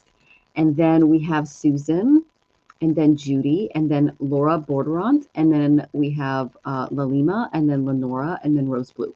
Okay, that's what the order is. If I forgot you, please put it in the chat, and Jonathan will go ahead and make sure that you you go to the top of the line. Okay. Oh, that's hilarious. I was called Piccolo when I was younger. This happened about 15. So I was actually going for a college scholarship for singing, and I literally went through the teenage boy voice because I used to talk really, really high, and like I could do the Celine, I could do all the crazy Celine Dion notes and everything, and then I hit 15 years old, and it was just like boom, second alto. So that was fun. So. And then, oh, that is, yeah, Midnight Sonata on her electric guitar. It is awesome. That's cool. I love that. Oh, and you're welcome, James. We hope that was helpful. And, you know, you being here and being a part of this community, we care about you and we hope it brings you happiness. Okay. So check in, let us know how you're doing. And I'm excited to see you join a musical group and bring out that beautiful inner child because he's really cool. Ooh, and Sharon's, sorry, Susan is sharing music. So there you go. I love it. Love it. Thank you. I'll check that out later. Thank you for sending the link. I love Irish music. I play fiddle as well. So, okay. I did not forget about you, Keith. You are in the queue. We do tippers first. Okay, sweetie. And oh, thank you, Rudy Willow. I appreciate that. Okay. So here we go. Our next question is Rooted Willow. Let me find your question. We appreciate you guys for being patient with us because we got a lot of people here tonight, and we're doing both. Usually Jonathan's in full attack mode, and we're going to have to do that together. Can I get an energy reading for the week? You got it, girl. Okay, it's going to be a transformational week. I got the 8th house. This is a rising phoenix moment. This is all about rising from those ashes. Okay. The reason I say that is you actually know exactly what's going on. You said, I'm a little stuck right now. Your intuition is correct. I got the High Priestess. You can rely on your intuition. Your psychic, the things that you're getting from the guides are correct. Okay. You're stuck. You're going to be stuck for a little bit. Okay. This is how they're asking you to move through this type of stuck energy. Okay. Rooted Willow. I got cultivation for you too. So joining any kind of singing group or group that gets and plays music or plays guitar or anything like that. I know this runs in your family and you passed it on to the kiddos. So this might be something that you get together, maybe going around the campfire, playing guitar, singing some songs, just getting out on a little nature trip or something. Or even just doing it in the backyard, because I know that you love to put your feet on the ground and feel grounded and be one with nature like I do. We have the same moon. That's how we deal with life right now. We also have the same moon as the United States of America, so we're feeling this a little more acutely than the average bear. I find that music is my favorite way to just step out of that stagnant energy, especially spiritual music, kirtan, things like that, japa. If you have a beautiful, like, Episcopalian church, like a lot of people do in their communities, there's a lot of singing groups and things there. Sacred Harp is one that Susan is a part of as well. I've looked into the Seattle area. There's a beautiful, beautiful singing group. So just maybe doing something like that. And then I got spiritual practice for you. This is one of my favorite cards from the Whispers of Ganesh, because this is all about our prayers being answered through our divine rituals. Okay, so you notice he's got incense here. What incense represent is it's our prayers and our needs reaching to the heavens and being heard by our divine, how do I say this? I don't want to say atoms, because that's how I see the divine. The divine is basically just everything. It's just one big atomic blanket. But there are some deities that vibrate in ways that attract us. So they're asking you to include those deities on an altar. You can tell if they vibrate with you or not if you look at them and they look back and you feel a connection. Okay, that's usually how you can tell. So whether it's Jesus or Kali or Krishna or Buddha or it could be a dot on the wall, as long as you're concentrating on that point in time and able to meditate there. That'd be more of a yana practice than a bhakti practice. They're asking you to step into a spiritual practice. Just to let you know, Jonathan and I, we get up in the morning and we do what's called yoga asanas, because he is trained by the Sivananda Yoga Vedanta Center, and he worked as a director for Chicago, New York, Valmarin, places like that. So we get up in the morning and we do our yoga session, and we shared a little bit of that with you, and as well as the book. And then we do what's called pranayama, which is yogic breathing. Actually, no, we do our mantras, excuse me, do our mantras and our japa for the day. And we do all of the deities that are for that day, because as a Jyotish practitioner, that's one of the remedial measures I offer clients. And then after we do our mantras, we go ahead and do what's called pranayama and breathstrika, which are breathing exercises. And that gets us ready for, I usually read from a spiritual text. It could be the Gita, the Bible, the Mahabharata, the Quran, whatever you have in your home that really speaks to you. And then we sit for meditation on a candle in front of either a deity or just the flame. That's what we do every day. And then we also do a meditation at night as well before we go to bed, as well as some japa and kirtan too. And that helps with nightmares and anxiety and things like that. So they're asking you to step into some type of spiritual practice that works with your soul. I know that you love nature. You might want to incorporate that a little bit. The image that I got of you was literally singing songs out in nature around a fire. And you were very happy, my dear. So that might be something that you can like take a break on. And even if it's just going in the backyard, because I know that you're a caregiver right now, that could be just a little break that you need. Okay. So let's see if you said anything. Yes, I'm definitely consider doing that and going up earlier so I can commit to it. Okay, great, great. They have some groups here. I just can't commit to anything right now with mom. I understand that. Yeah. So that's why they said you're a little stuck right now. And you sang in 2 productions. That's incredible. I would love to see those. And you can ask an astrology chart question next time. I am going to need your chart ahead of time. And yes, I do play a little fiddle. I can play Skyboat song looking at the music. So, yeah. And yes, music is a great distraction, and it's a way to uplift our vibration right now. We definitely need that. So, okay. All right. Yeah, that's why we're here. So thank you, Risa. We really appreciate your energy. And Tree speaking to me through Movement Sunday. That's wonderful. I love that. Oh, that's going to be fantastic. And thank you for joining us, Sandra Dole. It's lovely to see you. Okay. Oh, and you went to a Sivananda retreat back in New York in 2013 was intense. That's awesome. I love that you did that. Okay, so I'm excited to see what Jonathan has for you, Rooted Willow. Okay.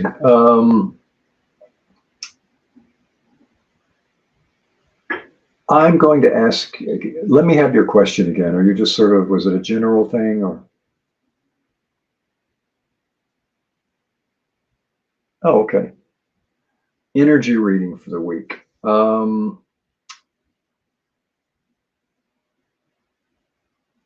My sense is that you are waiting for something to happen to that you're reacting to rather than taking action and then following through with that. That's again, that's just an immediate impulse that I had, which to be honest with you, I don't get these sort of like that type of reading. Normally I'm responding to it in a much more terrestrial way, but I get the feeling that you're holding back. And you I say this because, and I have a witness that can testify to this, I will hold back. I will hold back until the flood is up to here, and then I'll say, okay, maybe we need to start treading water. All right, you made your point. Let's start trying to get to the dry land. So you may be waiting for something to happen, or you're trying to get through something that's happened. You're kind of stuck. it's like you found a place to stand, but you don't know whether to go forward or go back or just continue to stand there. So when this happens to me, and it does happen, I'm usually yeah, I call it strel, where it's like there's a problem behind you, there's a problem in front of you, and there's a problem on either side of you. Which direction do you go? So you're just standing there going, gah, working on more boundaries so I don't lose it. Well, yeah, I guess I sort of felt the opposite of what you were saying.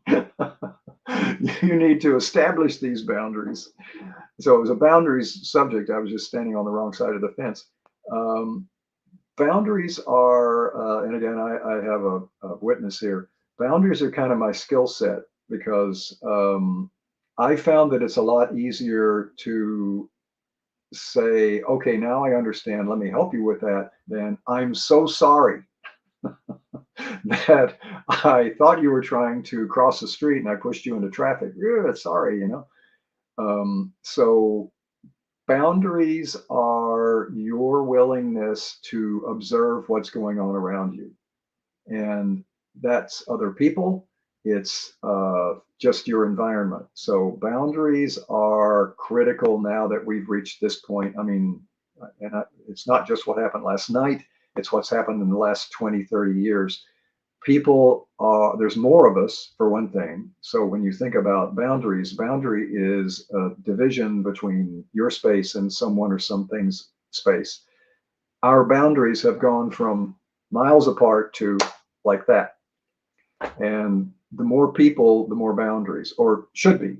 Now, again, I've lived in large cities. I've lived in Manhattan. I've lived in Chicago. And I've been on a train, an L train, at rush hour, where the boundary is, could you please lower your arm? You know, and that's one type of boundary. I've also lived in Valmorin, Canada, where your nearest neighbor was a 5-10 minute drive. So, and people literally kept shotguns and would fire 2 shots in the air to say, I need help. So that's another kind of boundary. So in your case, so you don't lose it, I'm guessing you're under a lot of personal pressure, or you're putting yourself, which is another way to say it, you're putting yourself under pressure through external or internal circumstances, either other things or people are getting on your last nerve, or you are getting on your last nerve because you're either doing or not doing something. So if you need boundaries with other people, my experience is, and this is hard to do, tell them, you know, thanks very much for your input, but I believe I can handle that on my own. Or thank you very much for your input. What did you mean when you said this and that? You know, I mean, if somebody is standing there unloading on you, well, they've already unloaded. Maybe you can make use of it somehow. You know, try to find something valuable in what they've told you. If it's, and this has happened to me too, if you feel compelled to go to people that you think are in trouble or could use some help and offer to help, that's a landmine situation because you don't know where they are. Let's see, doing too much, feel like I need to do much, and shadow work is being super present and continues. Yeah, I think I sort of was tiptoeing around that. So he's using full sadi sati. Oh, okay. So what Michelle just indicated to me was that you are basically trying to catch straws in the middle of a tornado and getting frustrated because they're going so fast, fast enough to be driven into a board, you know. So what you need to do, and I can say, I didn't know what it was called when I went through it, but I knew that I was going through it because I felt like I just booked a ticket to hell without realizing it. And it went on for several years, is you need to learn how to stop. Just like that. You have to stop.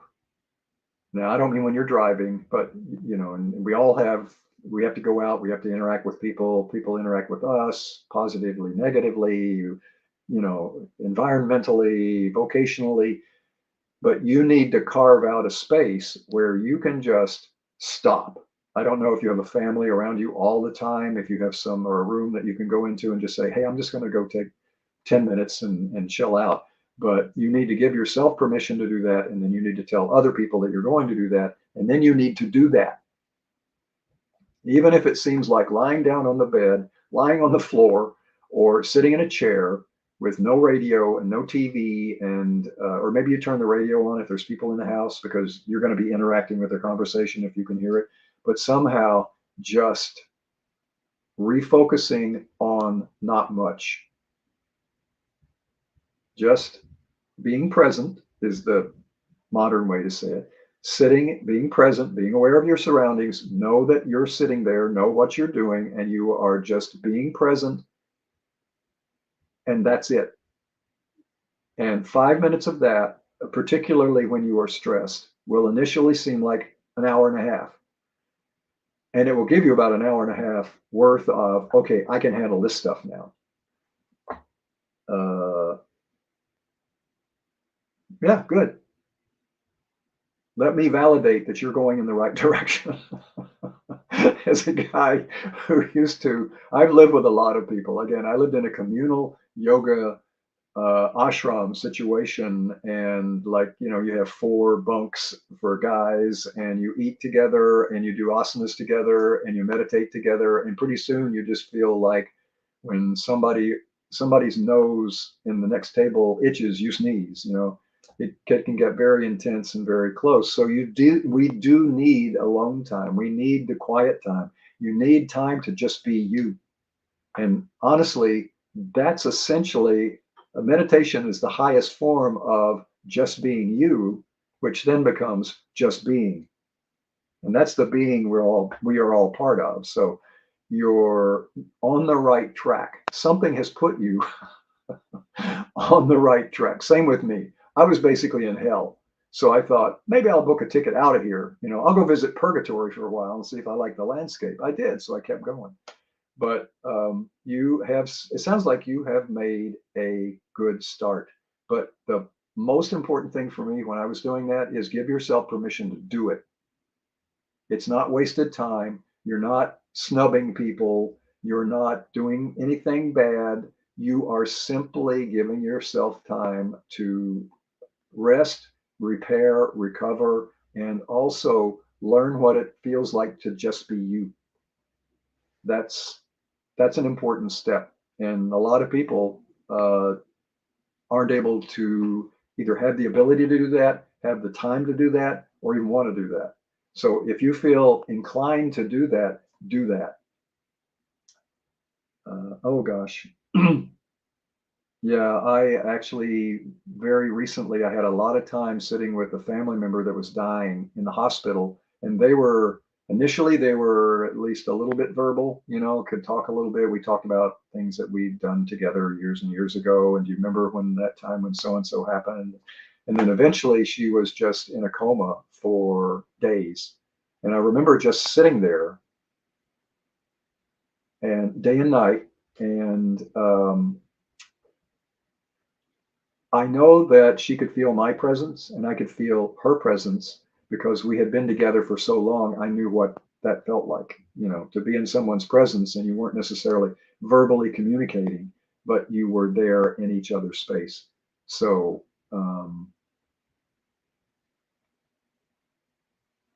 yeah. So sounds like you're on the way. The main thing that I would suggest for you is remember that you're giving yourself permission to do this. You don't have to do that, but I think it's necessary because in our society, it can be misunderstood when you separate yourself from the group. You know, people want to be social, but you don't have to be social 24/7. So hope that helps. That was helpful. Thank you, sweetie. And she's working toward it. And yeah, I wonder why you're super exhausted. You're taking end of life care is not only draining on you physically, it's mental, it's emotional, it's spiritual. So deep breaths. You've got this. We're both going through Sati Sati, girls. Saturn is going to go on direct between the 14th and the 16th. That is also on the United States moon, you guys. So that's when you can expect a lot of things to happen. Okay. So just take deep breaths, do your spiritual practices. We've got this. And if you have a moon in Shatabishak Aquarius, like we do, my heart goes out to you, and know that when I'm doing my meditation, my mantras, that they're going out to you.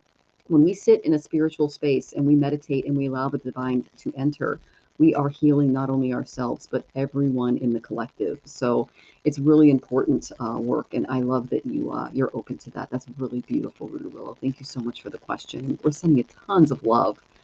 So, and she goes, it does, Jonathan. Thank you. Oh, wonderful. Yeah, I can only imagine. I bet, Care Bear. Oh my gosh, that's a lot, sweetie. Whew, all right. So we let's see. Sandra, we are going through tippers right now. Okay, so we have 18 starts so far. And I'm just gonna go until Jonathan says no.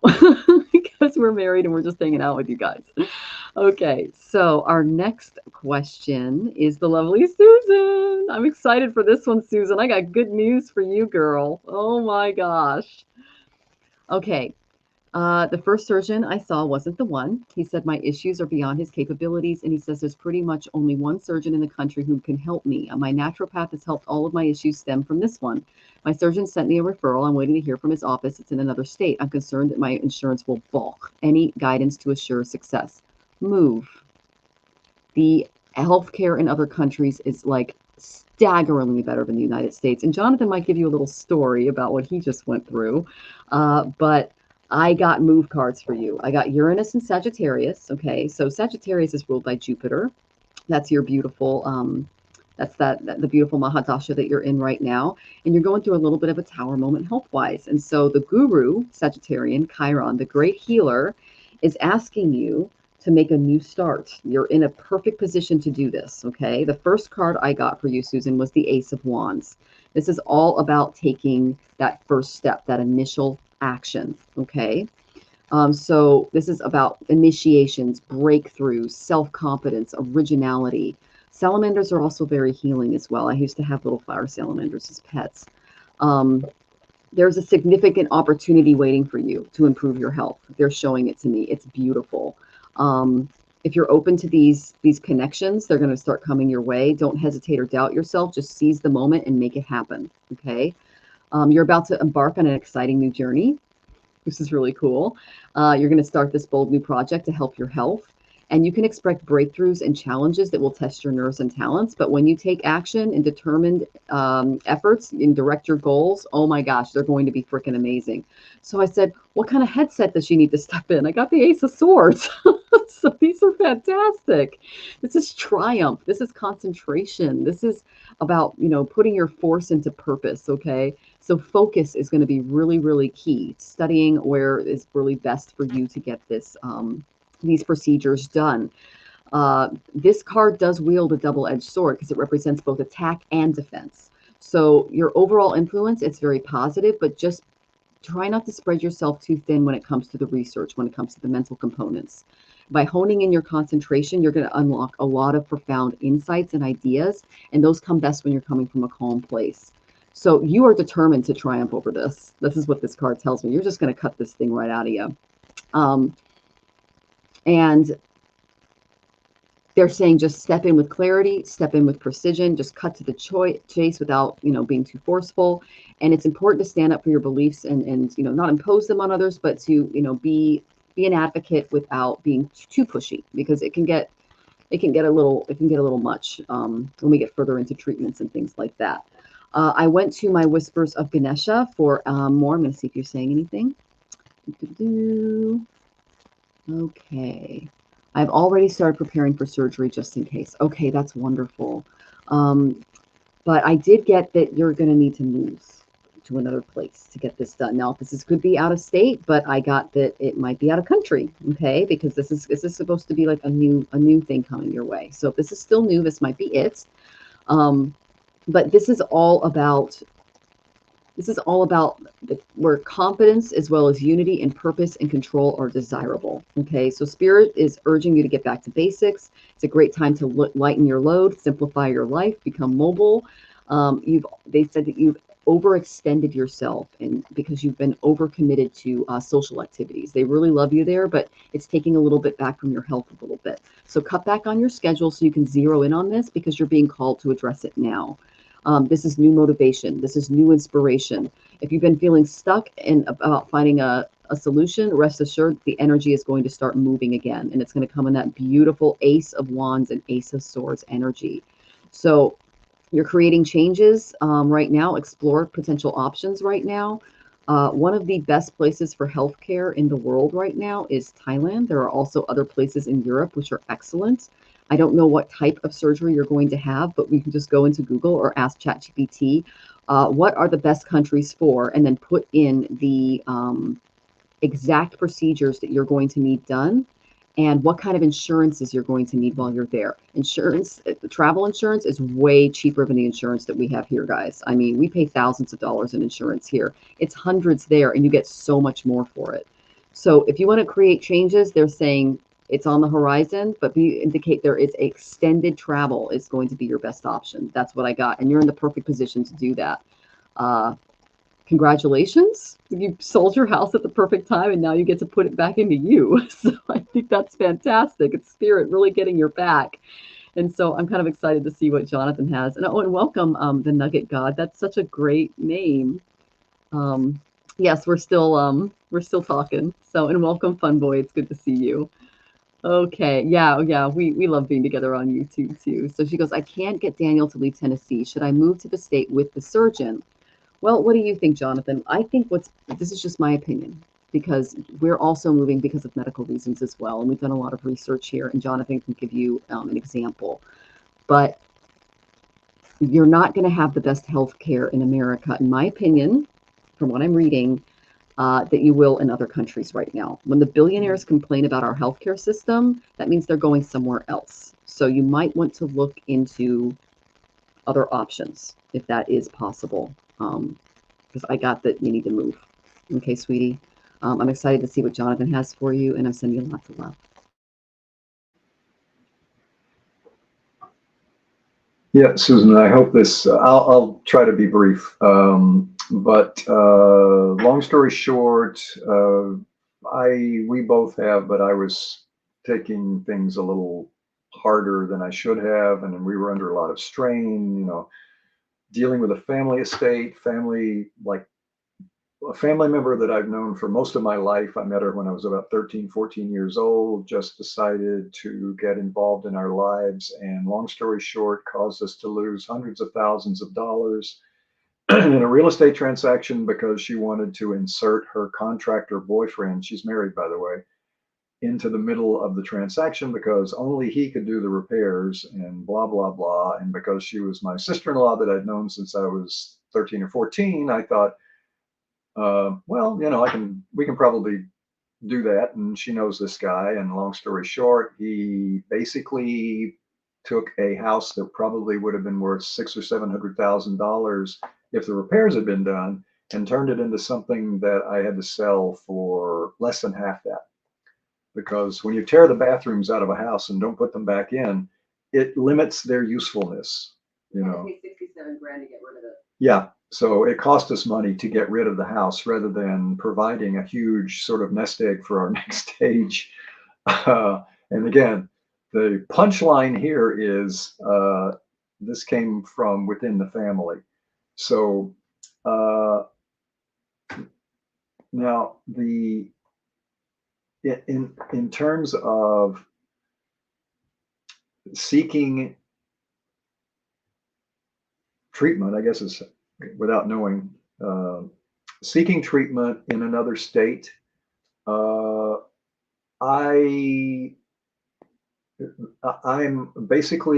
sort of just bounced off a brick wall because I was having I thought it was stress. One surgeon in the country, all the issues stem from this surgeon, the center from. Well, yeah, you make sure that your current naturopath or doctor sends all of your test results and a summary of what he or she has found about your condition to the new person, because that gives them some information to go on, and then you can do a lot of this remotely and by telephone before you get on a plane and fly to another location to have the guy say, oh, you said napropath. I thought you meant so and so, because it's amazing how simple things can get lost when you're trying to, heal yourself. But the reason I was trying to tell you my little saga was because I was dealing with people that I had dealt with 300 miles away. That's a short flight or a long drive. Yeah.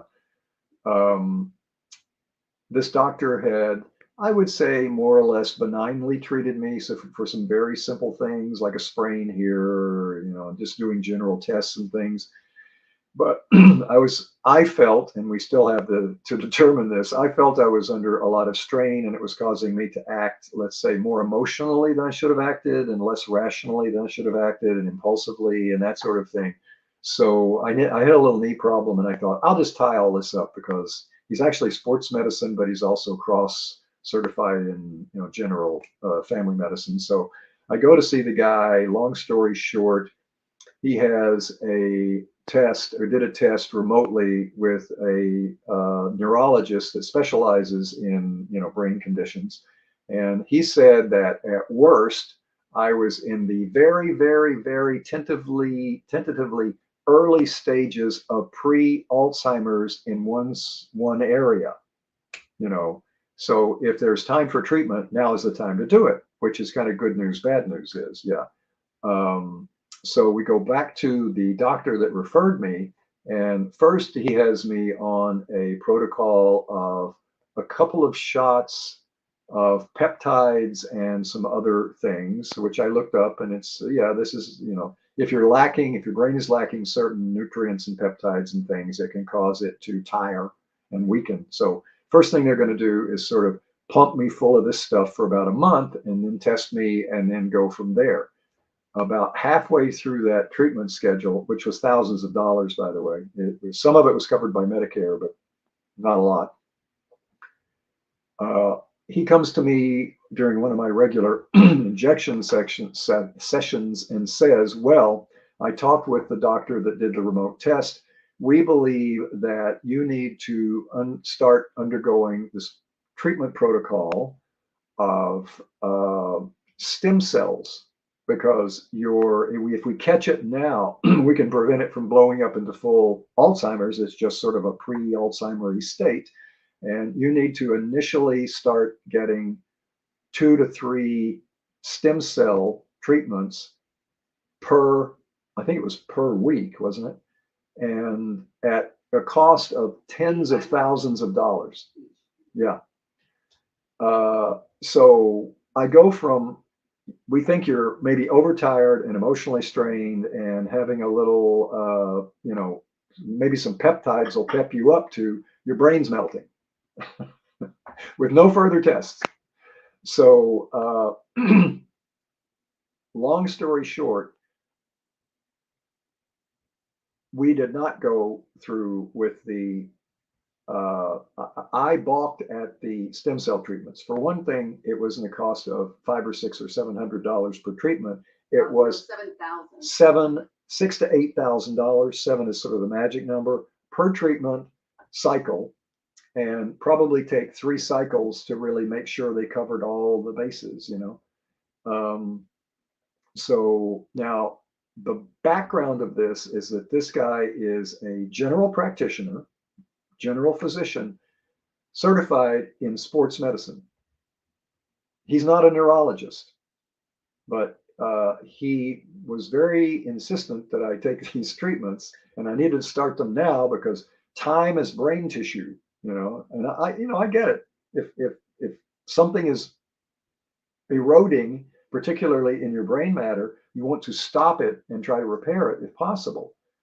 So I did a little reading and I found out that yes, stem cell treatments are sort of the cutting edge for Alzheimer's and dementia, but I was only exhibiting symptoms, like if it's a scale of 1 to 100, I was at about 7 in terms of my symptomatic response. So the other thing was the injections that I was paying a couple of $1,000s for I felt a little better, but probably no better than if I'd had a really good night's sleep. So I stopped, I did a little research, and I skipped a couple of appointments. And then I went back with some questions for the doctor, and he had one of his workers come in and really do a very, first of all, I'll just back up a second. I'm a salesperson. I've been a salesperson most of my life. I sold real estate for 20 years. I've sold a lot of things. I know sales. I know how to sell. I know when to sell and how to help people, and I know when to say no. So I'm familiar with the sales presentation. I got a sales presentation that made me feel, and I told him this later, like I was being offered a good used car. Payment terms, how many cycles it would take. We can issue you a credit card and put it on the credit card, and then you just pay off the credit card. And I said, wait a minute, where's the diagnosis? You think I have this, but I think I don't. So which opinion is more valid? You don't have any evidentiary proof on your side that says, yes, you're in the first stage of a 5-stage process for Alzheimer's. And by the way, I don't feel any worse now, months and months later, than I did then. So I haven't deteriorated. I haven't gotten much better, but I haven't deteriorated either. So so anyway, I got a call recently. It's been a couple of months, and I got a call from the doctor, and he said, I know that you've fallen out of the practice treatment protocol. I just want to try to get you back in there. If you have any questions, blah, blah, blah. And I said, sure, ask away. And he said, did you feel this? Did you feel that? And blah, blah, blah. And then he asked me, did you feel like you were being sold? Now that told me a lot, because that told me I was being sold. Because why would a doctor ask that question? And I said, I was very honest with the guy, because I feel that he needs to hear it. I said, I felt not only like I was being sold, but like I was being offered a good deal on a used car. And I was negotiating with the salesman out on the lot. I did not feel like I was in a doctor's office being given a prescription or a recommendation for treatment. And he went, oh. And he dropped you. And then he basically abruptly terminated the call, and I haven't heard from him since. So we're in the process. For a second opinion, and he wouldn't send you there because he'd get caught. Yeah, let's just say he declined. So anyway. That's medicine in America right now. And that's we're often going through Pisces. Yeah. And you can get far superior, I would say equal to far superior medical treatment virtually anywhere else in the world, particularly Canada somewhat, although their prices are not, they're high. Mexico would be the closest option to get really good medical treatment at what we would consider ridiculously cheap prices, because they have a different economy. And a lot of places in Europe also. Some of the places, clinics in Europe will actually accept American Medicare if you pay some sort of override binder or something like that. But it could take a $10,000 treatment down to $1,500. So anyway, in the meantime, I really haven't deteriorated that much as far as I can tell. So yes, I was in fact being sold. That was crazy. Okay, so anyway, your advice is to go run. My advice is to go to an independent laboratory, if you can do that, and have some testing done to verify that you do in fact have the condition that's being proposed, and that the treatment that's being proposed is the one for that condition. Because it's getting sloppy out there. It's getting very sloppy. I mean, my mother was a nurse. My grandfather was a doctor. I worked in hospitals for years as a young man, as hospital staff. So I've been around medical stuff my life long enough to know when it feels weird, it's probably weird. And it was feeling very weird at that point. So I would always get a second opinion. Having had that experience, I'd probably get a second and a third opinion. So best of luck. Okay, well, thank you so much, sweetie. And I wasn't expecting you to share that much. That was very nice of you. Thank you. This is a lot of personal stuff. Okay, So we hope that was helpful. Oh, they ran CT scans on the hernias. That's good. I'm glad that they were able to look into that. And welcome, Rushdie from Casablanca. That's so cool. We're actually talking about travel in America today. And then we are paid to do cord blood banking for our kids because they house stem cells. Interesting. Okay. Wow. Good to see you, Garnet. Welcome. And all right, this is the second opinion, is what she says. Okay. So, what I recommend is if you like this doctor and you need to travel to go to this person and they accept your insurance, great. But what I got was a long distance trip to another country might be beneficial, and it would give you and Daniel a nice break. Things are about to hit the fan. I'm just letting everybody know in America's chart. We're going through full Sati Sati right now, okay? And I hit my moon, so I got to see the personal side of this. It's nuts. So, and then Cherry says, integrative medicine, very cool. Okay. Oh gosh, I hear you, Laura. I mean, we spent, I think, 10 grand last month on medical. It was like 9,400, something like that. And then you're welcome, Susan. You're so welcome. And lots of luck to you. We're kind of going through our own stuff too. So come back, let us know how you're doing. Okay, so we have the lovely Judy and then Laura. And then we have Rooted. Oh, we already got Rooted below. Susan. We have Lalima and then Lenora and then Rose Blue. Okay, those are our tippers. All right. So, and you'll investigate further. Oh yeah, definitely. Like ChatGPT has been really helpful in helping us with our, plans. So getting lists and things for visas and things like that. So that's good.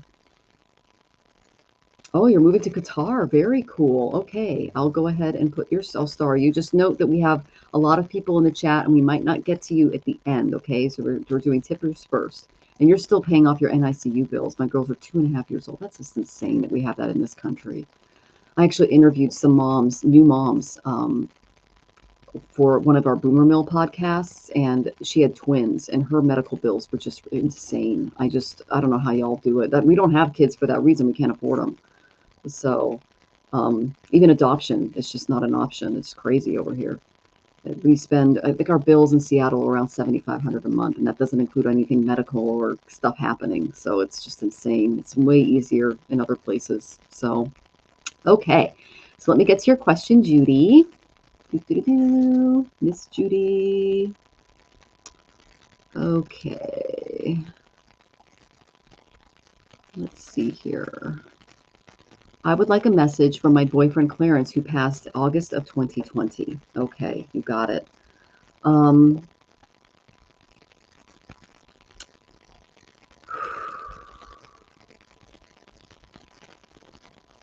Now, okay, let me see here. Let me just go here. This is from the other side, so I want to make sure that I'm getting this right for you, okay?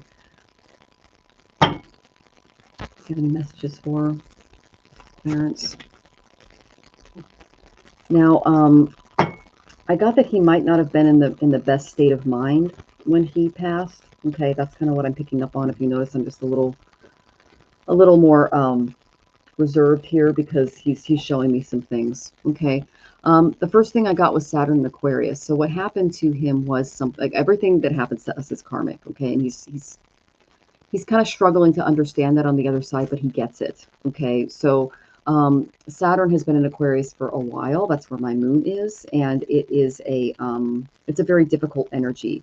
It tells me that there might have been a debt in that area, something owed. That's the house of servants, innovations, things like that, technology. I did get the Lovers reversed. Okay, so I'm not sure what was going on in your relationship at the time that you were together, Judy, but he's reflecting on the relationships that he's had and how he can improve them. He's also reflecting on how he could have been more emotionally available and secure in the relationship because he struggled with that a little bit. Okay, I asked him what his main focus on is on the other side, and I got a really great card. I got the Three of Wands. Okay, he's embracing the abundance of opportunities that await him in his next birth. Okay, he's stepping into a fortunate period where there's lots of chances and opportunities and successes that he can experience and learn from, because he struggled to learn a few things in this last birth. Okay, he's learning how he can use power to shape his destiny. And he's also saying that your future holds limitless success for you if you have the determination to pursue it, because he's really finding that out on the other side. The power of thought, the power of a lot of things. Wow. He said, if you ever need a helping hand, you can call him in for a favor. That's pretty cool. And he also says not to expect opportunities to come to you in predictable manners, because you've got a lot of spiritual energy behind you. And some things, especially in the next few days, might appear out of the blue. And that's going to be messages and things from spirit that are coming through. So he's saying, embrace the unknown right now. Your greatest opportunities are often going to become disguised as something else. That's the main energy he's seeing on the other side for you. And if you stay vigilant, adaptable, and you value just cooperation in your life, especially with others right now, because we're all having to lean on each other, you'll have your chance to shine. Okay. I got 2 messages from my talking to heaven. I got there's no such thing as death. So he's doing his review, and his review is really showing him what's going on the other side. And he's like, you don't have to fear death. You don't have to fear anything. Like, we just keep learning and growing and expanding. And it's really, really beautiful, Judy. That's what he's saying. And he says we're all connected in this beautiful, this beautiful atomic world. So that's what he's showing me. And yes, you are soulmates. Okay, that's why he's able to tap into your spirit a little bit more and connect with you, because you are soulmates. And you have known each other before, and that's why he's saying, "Hey, call on me. I'm connected with you. We have a lot of that in common." Let's see if there's anything in the book. It's no accident that our lives intersected. We are for the same soul group. That explains this card here, because it looks like soul group. Okay. We were brought together on an earth life to help each other grow, learn, and love. Sometimes that meant painful situations that tested our patience and ability to forgive each other. That's why I got some of those reverse cards that he's learning from. I sincerely apologize for any pain I inflicted. At each moment, I was doing the best I could. At times, I fell very short of my potential, and I hope you will release any anger you are holding for your sake and not for mine. I hope that in some ways I helped you grow and learn, and he loves you very much, sweetie. So, holy cow, that is amazing. I love it when they come through and they share those things. And yeah, this is a very, he might have struggled a little bit in the human birth, but he is really learning a lot on the other side, and how to work with that energy. Okay. So I'm excited to see what Jonathan has for you, sweetie.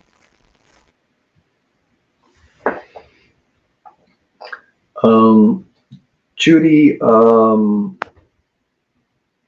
what I'm getting is that, and I'll ask you a question first and I'll tell you why. Do you take time to just sit down by yourself, no TV, no radio, no magazines or anything, and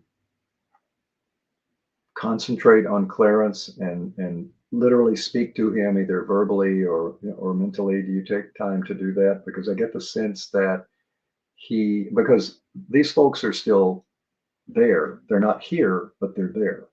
And they can see us, we can't see them. That's just the nature of the place, right? Clarence wants you to be aware of him.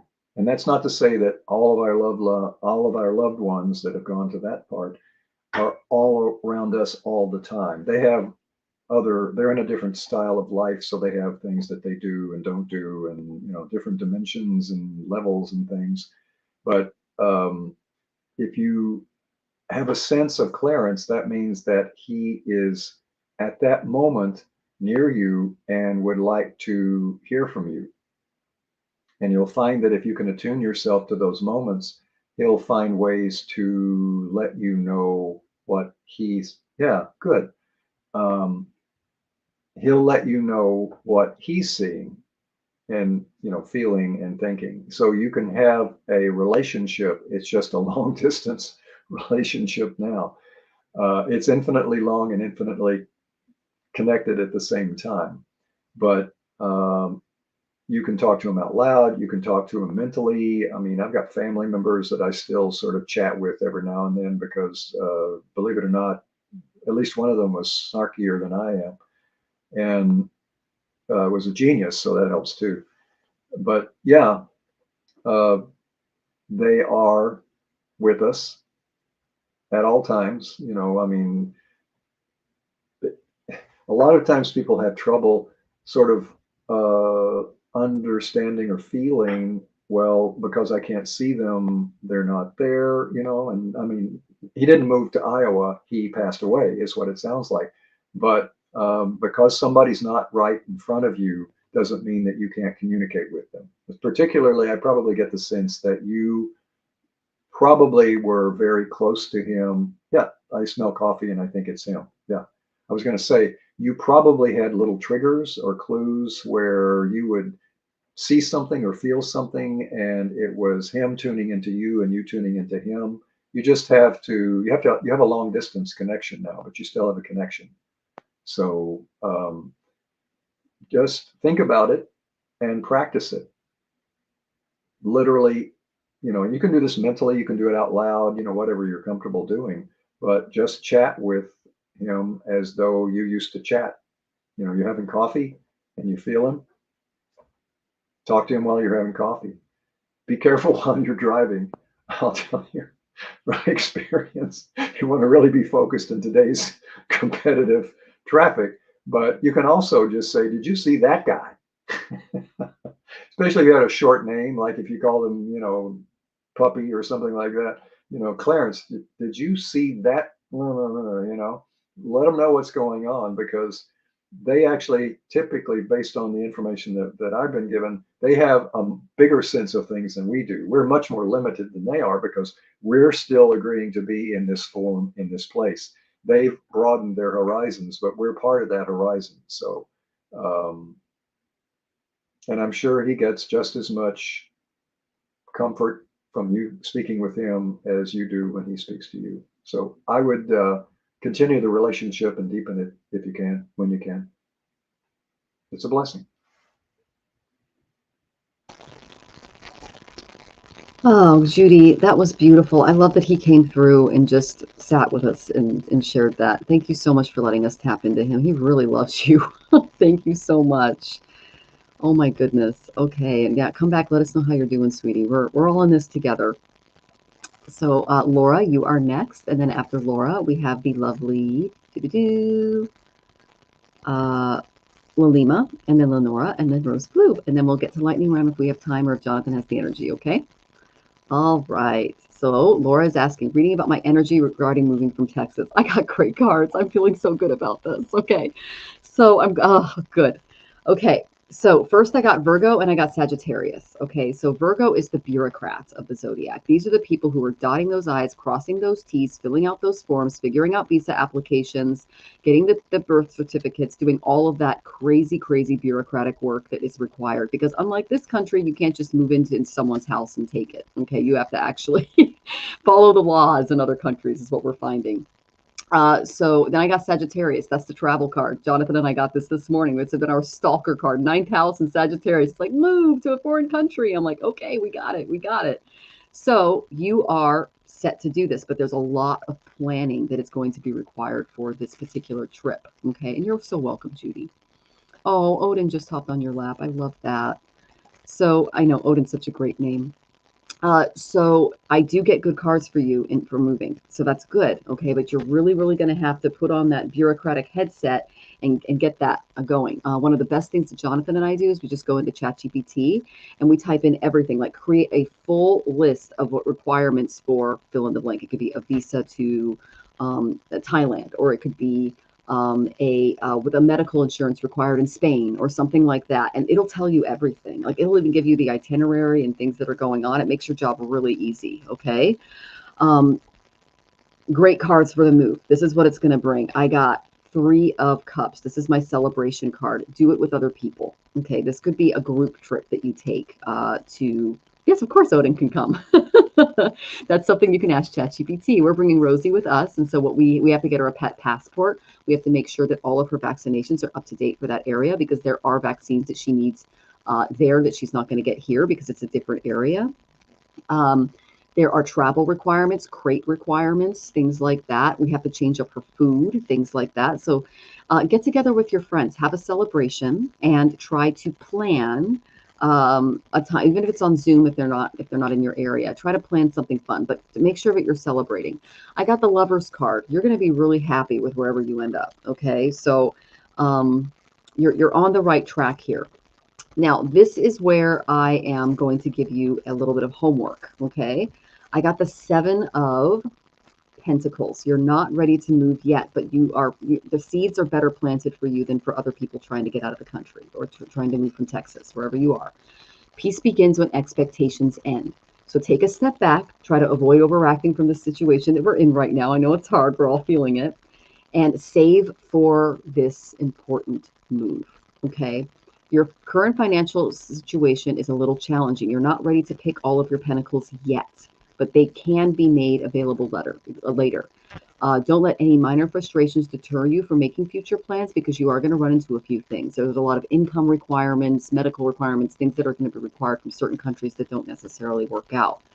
So gratitude for what you already have will pave the way for your eventual triumph in this area. So just maintain an incredibly strong desire to achieve, focus on the present, and make the most of what you currently have with that Virgo energy, that bureaucratic energy. And there's going to be some frustration. There's going to be some things that test your patience as you go through this, because Jonathan and I are going through the process as well. To overcome it, just visualize your past accomplishments and remember the times where you were worried about achieving them and you made it. Okay, so recognize your own power. Be patient with yourself and just be resilient in the face of any setbacks, and you will be very successful, my dear. Good things coming for you. I'm excited to see what Jonathan has.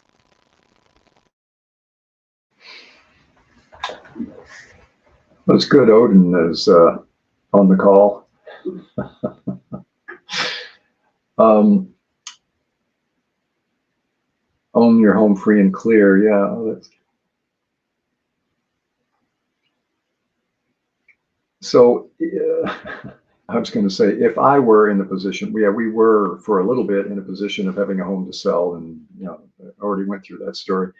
But you might find that your money is better. What it seems like in our area, particularly, we live in a very expensive area in the Pacific Northwest. I mean, you've heard of Bellevue, which is where Microsoft is. We're in a city close to Bellevue, but it's still affected by Seattle and Bellevue prices. And we're probably paying 4 times the cost for monthly rent than someone 100 miles away from here would pay. And the reason we're paying that is because we have to kind of be in this area based on what we do when we're not, doing this. So I'm going to give you some unsolicited, unasked, and not legally liable real estate information, not to be confused with advice, which is that I would probably consider selling the home now, because right now, virtually everywhere in the United States, there are exceptions everywhere, and even in neighborhoods there are exceptions, but home prices now are some of the highest prices that they have ever been at. And again, I was in real estate for a number of years. I followed it. We just recently had a house catastrophe, which also involved pricing and knowing what the neighborhoods are like. You might be better off selling your house now and renting a nice place for a couple of years, because I believe, based on cycles that I've seen before and for entertainment purposes only, all right, we're headed for another housing price dip. That's the shortest way to put it. Yeah. So if you sell your house, you want to, in housing, you want to buy low and sell high when you're buying. When you're owning, you want to sell high and buy low. So if you own your home free and clear now, and it's probably in good shape, it's presumably in a good neighborhood or a neighborhood where houses are selling, if you sell now and go rent someplace, I sense, again, for entertainment purposes only, that we're going to go through a real estate drop, because, and I believe it's going to be artificial like the last several. Artificial just means that people start, let's just say that a large interest forced the price down by putting a house on the market and buying it below market, and that creates a statistic, and you do that about 30 times in a neighborhood, and you can force the market down. That's illegal, by the way, but I haven't seen anybody arrested for underpricing their house in a long time. So what I would say is, yeah, uh, sell your house if you're moving from Texas, sell it and rent where you are if you're going to move completely away from Texas or another town in Texas. Rentals are about average. You know, they're a little high, but they're not like catastrophically high. I believe residential real estate prices are going to drop precipitously, particularly in what we are facing now in our national government in the next 2 to 5 years. So renting, you don't have a lot of the problems, you don't have a lot of the expenses, you don't have taxes to pay, it's all in your rent. I know it's a huge thing to do, to sell your house and move and then expect to move again in, you know, several years. But if you want to preserve the value of your house, you don't want to sell it at the bottom of a trench or a recession. So that may not have been the answer that you were looking for, but based on where we are and what I've seen before, that's the information that I have for you. And I hope that's of some value. Okay, and that's all for entertainment purposes only, even though he is a real estate professional. But just to let you know, the astrology of 2008 is set to hit us in the spring of 2025, again, for entertainment purposes only. So you can always tell when there's a surge in house prices in the stock market right before they collapse it and take the money. And just to let you know, again, for entertainment purposes only, Warren Buffett is going to move all of his stuff to China. So most of the middle class is going to end up there. So just know that our oligarchs are moving out of the country and they're taking their money with them, and that's going to collapse a lot of things. So just be aware. That's the intellectual advice. The intuitive or astrological advice is spring of 2025. So you're waiting for my parents' transition. I hear you there. So yeah, just like I said, you're in a period of waiting for your seeds to come to fruition. Okay, you're still waiting for things to grow and be ready, and in the meantime, really lean on those friends and help. And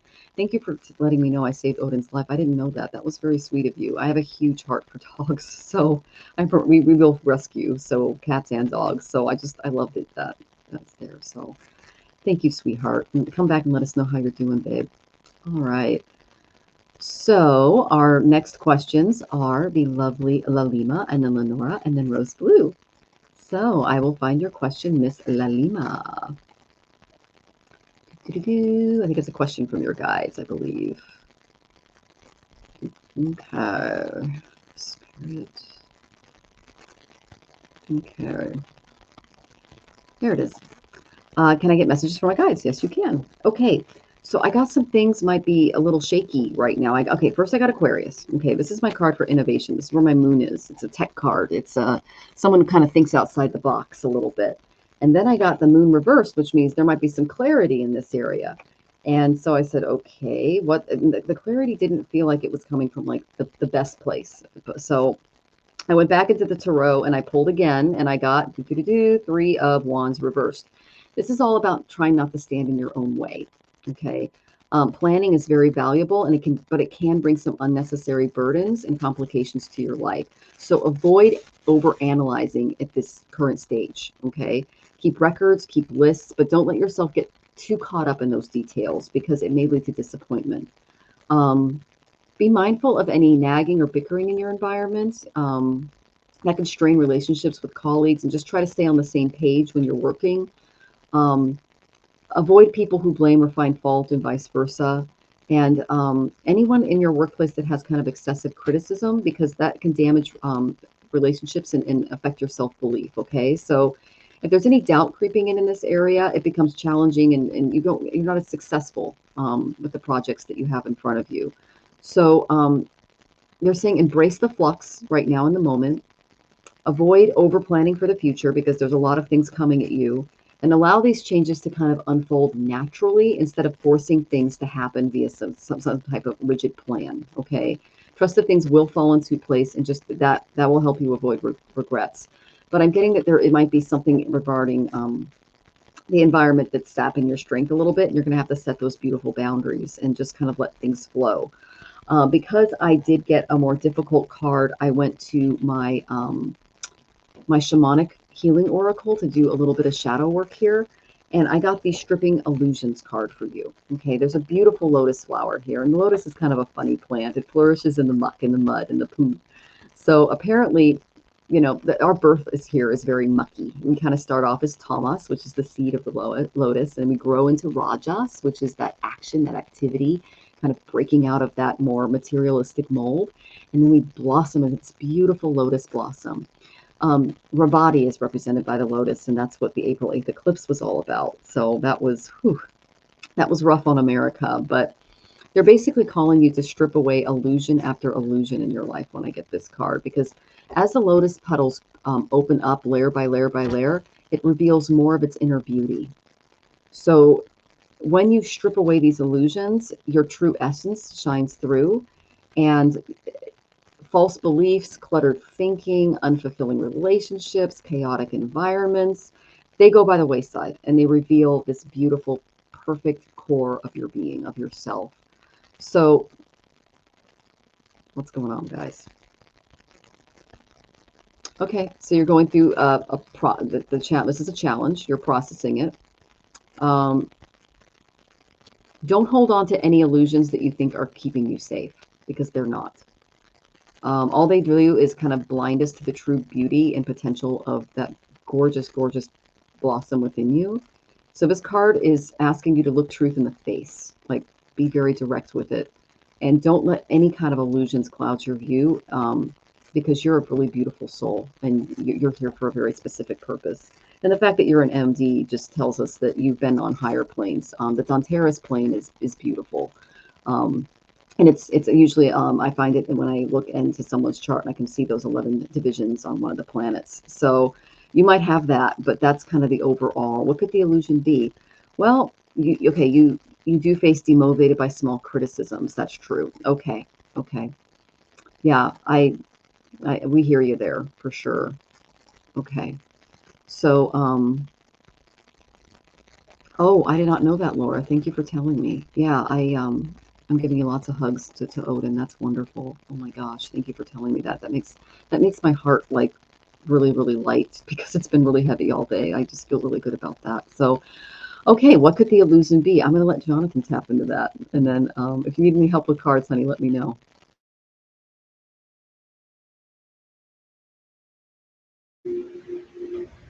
Okay.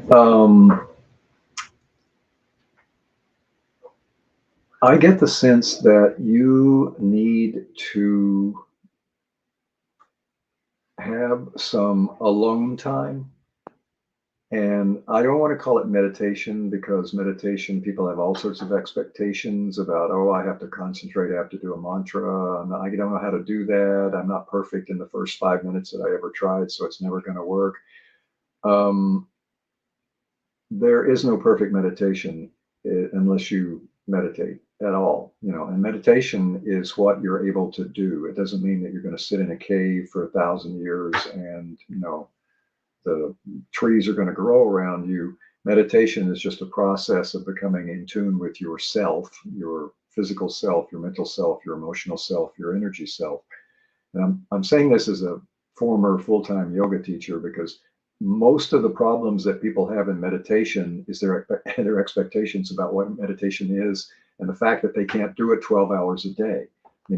Honestly, in our world, if you can do it for 12 minutes a day, it's an achievement. So what I would suggest that you do is to, and again, I was a classic yoga teacher for a decade or so, a while ago. And I did hatha yoga, all the postures, all the stuff you see in the books and the magazines. You don't have to do all of that. Meditation can be sitting on a sofa or in a chair, or if you want to sit cross-legged on the floor, if you can do that to keep your spine straight. The main thing is to keep your spine straight, because you want the energy to transfer up and down the spine, in and out of the brain, without any sort of obstruction or restriction or strain. So however you can sit comfortably, sit, and you this is called the so hum meditation. When you inhale, you think to yourself. You can do it out loud, or you can simply, say it in your head, in your mind, think it. You say so, and when you exhale, you say or think, well, probably wouldn't say it, hum, and then so, hum. Need some calm time to process in the mid of chaotic stuff. Again, I used to work in a hospital. I got into yoga because I was working in a hospital. I was in such bad shape. I was a clinic clerk. I sat there and typed all day, and I managed 125 charts a day. So, and my mother was a nurse, so I'm really familiar with hospitals. And I was a cancer patient for a long time, so I spent a lot of time in hospitals with hospital staff, and I've been hospital staff. You need a little time to not do that. That's what it takes. And so, yes, maybe set a timer, don't, because you want to do that. You want to set a timer, set it for 5 minutes, don't try to do half an hour initially, 5 minutes, and the thing is, you get to 5 minutes and the watch goes ding or whatever, stop, because part of discipline is to not overrun the timer, right? So you do it for 5 minutes for a week, 2 weeks, whatever, then maybe you go to 10 minutes. You do it gradually and gently, but just that simple sitting on the floor, watching your breath in, watching your breath out can be tremendously effective, particularly for your emotional state, because you're not thinking about you when you're doing that. You will at first, things will pop into your mind. You just come back to the breathing, come back to the so, and come back to the hum, But it is tremendously effective because it is so simple. Your body is looking for things like this. And when you give your body and your nerves and your brain and your mind something like this, a very simple toy that it can play with, it takes to it like a child to a ball. And again, I did this for a number of years. People get a tremendous amount of relief from this, but you have to do it. Now, if you have to miss a day, or you just realize just before you go to sleep, oh my gosh, I didn't meditate today, do it tomorrow. Just make a note, do it tomorrow. But if you miss it 2 or 3 days, you're going to have to get tough with yourself. I think probably again, having worked in a hospital, anything that gives you the slightest relief is going to be seen as welcome. Again, that's why I got into yoga. I was trying to get over the stress and the physical pain of working in a hospital. It was crazy, the number of charts that I had to deal with and stuff. So that would be the one thing that I would recommend that you do. And if you do that and it starts to work, I can recommend some other things, but start there. Hope that helps.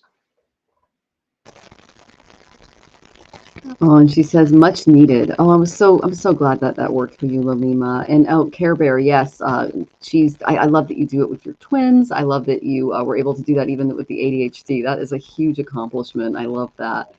And yes, please update us. That would be great. Thank you so much, Lalima. We're so glad we found it helpful. I know, I love him. Isn't he fantastic? I'm so lucky. Okay, all right.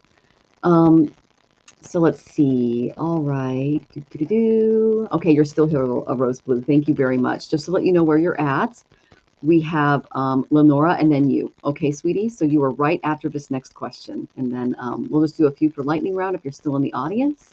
And we'll get to all of you. Thank you, Care Bear, for all the love. Okay. So let me find the lovely... Okay, Lenora. Hi there. I would like to know about next steps and also about the potential of me expatriating to Europe, specifically France. A really good channel you can follow is Amelia and JP. They have a travel channel, lots of resources regarding Europe. They're all over the world, actually, but they're a wonderful resource, and we follow them quite a bit. So you're looking at specifically France, and Italy is my backup. Okay. So I got that overall, this trip is going to lead to a lot of transformation in the realm of relationships. You're going to have to make sure that everybody's on board with this, okay? The reason I say that is because I got a lot of reversed cards for some of the energies coming your way. Now, Scorpio is all about transformation. It rules the 8th house of inheritances, chronic illness, unexpected events, things like that. So what that tells me is this can create some unexpected things in the area of relationships for you. Okay, you're welcome, Rose Blue. So I asked about France first. I got the Queen of Swords reversed. It might not be the mentally good place for you. Okay, look at France has actually changed quite a bit. I'm not sure if you've been there recently, but do your research, okay? Because they're saying that mentally you might not be at peace there. Not the best decision logically. Then I got the reversed Hierophant. So you might not see the scene, especially the religious scene there may not jive with you is what I'm seeing, okay? And then I got the King of Wands reversed. So there might be someone in your life or environment that you're not very happy about, okay? This is a very fiery energy. It could be a fire sign like an Aries, a Leo, a Sag, something like that. So I did not get great cards for France, okay? So there needs to be some more research there done on your part to make sure that that you're not remembering what it could be, and instead you're seeing it for the reality it is. That's why I got that Queen of Swords reverse. You might not be seeing it in full reality, okay? So then I asked about Italy, okay? I got the Three of Pentacles, the Four of Pentacles reversed, okay? This is you need to guard against any type of, how do I say this, self-serving types of behavior when making this decision, okay? If you genuinely value the very positive aspects in your life, including your loved ones, you're being asked to treat them with generosity. If you're feeling a little over-possessive or scared, just try to step into love and work with them to make this happen. You need to include them because that's going to foster a lot of spiritual growth and align you with the true values and where you're supposed to be. Okay, so if you have a connection to Italy, you can fight to protect it. But they're saying that it's important that you include other people and their opinions, and that you save for unforeseeable circumstances, but avoid hoarding anything that you have. Basically, what they're asking you to do is share. Bring others with you on your journey. They might not be able to afford it. Okay? When you do that, I got the Four of Wands. Holy celebration. This is my marriage card. This is happiness. Okay? You might not feel like you are in a place of as much power, but in giving up some of the power that you're wielding and some of the monetary power that you have regarding your situation, you're going to invite celebration and a soul connections within your relationships and family that will be very beneficial. Okay. So they're saying include others. Okay, don't do this on your own. If you go to Italy, I did not get good cards for France. Okay, for entertainment purposes only. I did ask what can you do right now to plan, because the plans are a little, they're not fully baked yet. Okay, I got surrender. Surrendering can help you make a better decision. When you're in a state of sleep, the manifestations will take root. So they're asking you to take out some time for rest and recovery after the challenges and various lessons that have been coming your way.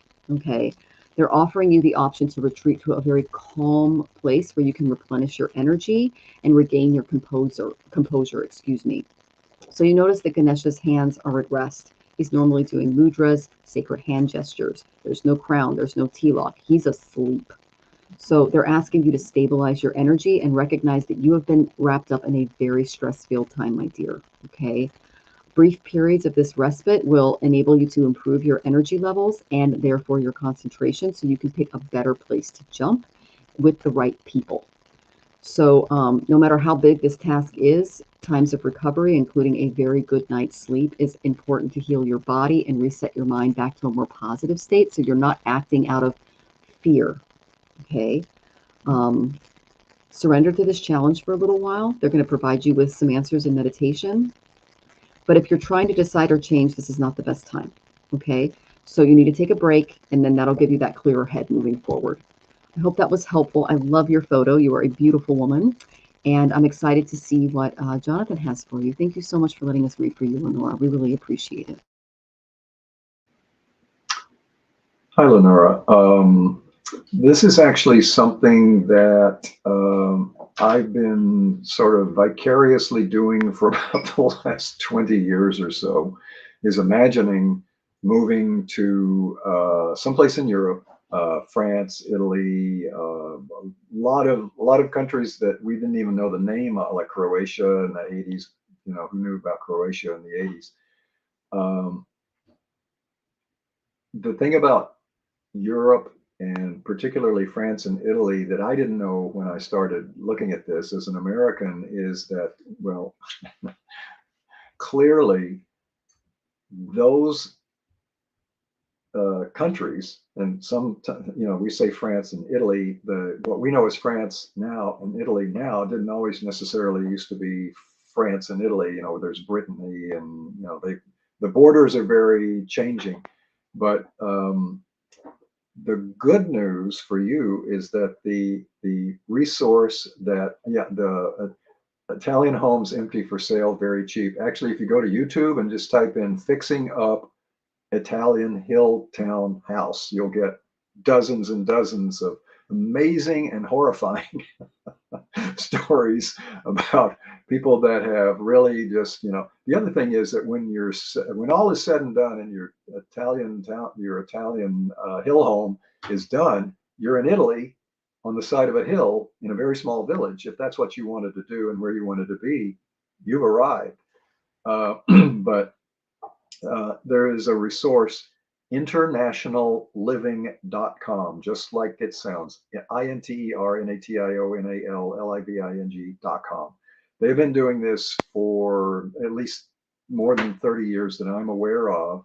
They have books you can buy. They have video courses that you can buy. They do seminars and they record the seminar, and you can buy the recorded seminar. There was one recently.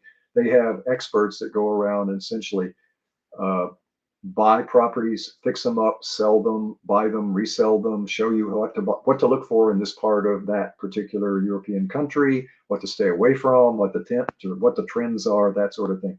Tremendous resource for anybody going to Europe, or particularly if you think that you want to buy property. You may already know about it. If you do, then I'm just reinforcing, yeah, it's a good resource.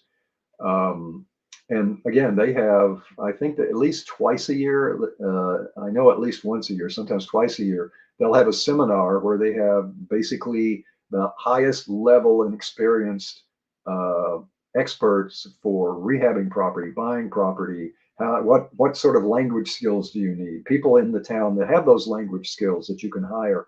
They have seminars that you can buy, and it's just hours and hours and hours and hours of video that you can sit and watch at your own rate. So rather than me try to give you any advice, I'll just shift you to my experts, internationalliving.com.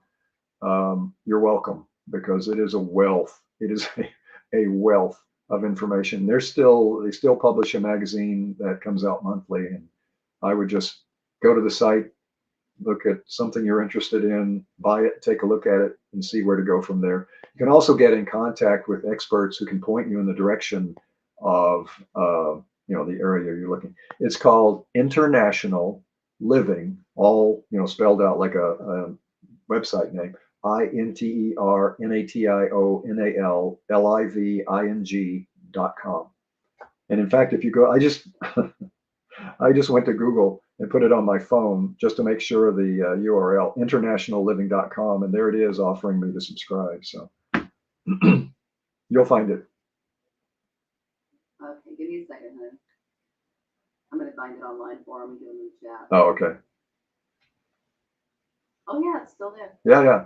Oh, it's still there. It's still current. And they had a whole bunch of seminars this year about moving to Italy and France. And then they also go to like Malta. If you decided you want to relocate to Malta, which is like an island off the coast of England, I think. Really a lot of information. And I'm going to put my website in there too, because I'm offering a special on astrophotography. There you go. So first find out where you should go and then find out the best way to get there.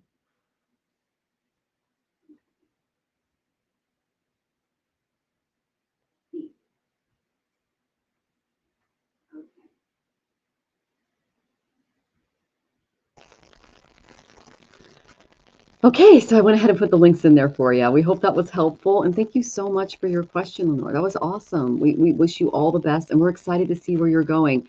We have a channel called The Boomer Mill, and that's what Jonathan is on right now. And he's a boomer. I'm a millennial, and I'm an older millennial. And we are traveling. We're planning on turning it into a travel blog. We're actually very excited about this next step. So we hope that you guys are going to remain positive and healthy as you go through this as well. So. All right. Next is the lovely Rose Blue. Please just do my reading anyway. Okay, you got it. Sounds good. I'm sorry you're buffering, sweetie. Okay, so I want to ask my mom to move. I don't know if she'll say come home. We all are on Social Security. Okay, my heart goes out to you, sweetie. I got some good cards for you though, so that's good. I got Venus and I got the eighth house. The eighth house is that Phoenix moment. It's like rising out of the ashes. Venus is all about finding what we need in our life to keep us safe, to keep us materially secure. So you have Shukra helping you. Shukra is the one person, the one deity you really want helping you out in the material. He rules my ascendant, and I'm very, very happy with my health because of Shukra. So this is a good card for you. I'm very excited about this type of energy coming your way. So my oracle cards started screaming at me, and I'm like, okay, what's going on there? And I got understanding.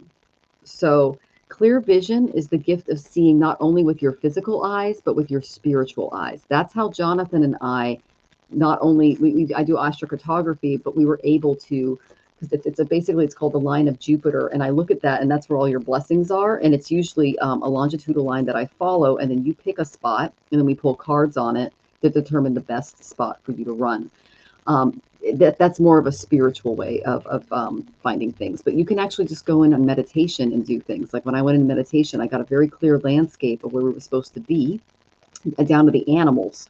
So sitting in meditation can help as well. But the eye of Ganesha symbolizes that grace is coming your way, dear. So it's because you've done a lot of spiritual work in this lifetime, and they're very happy with you.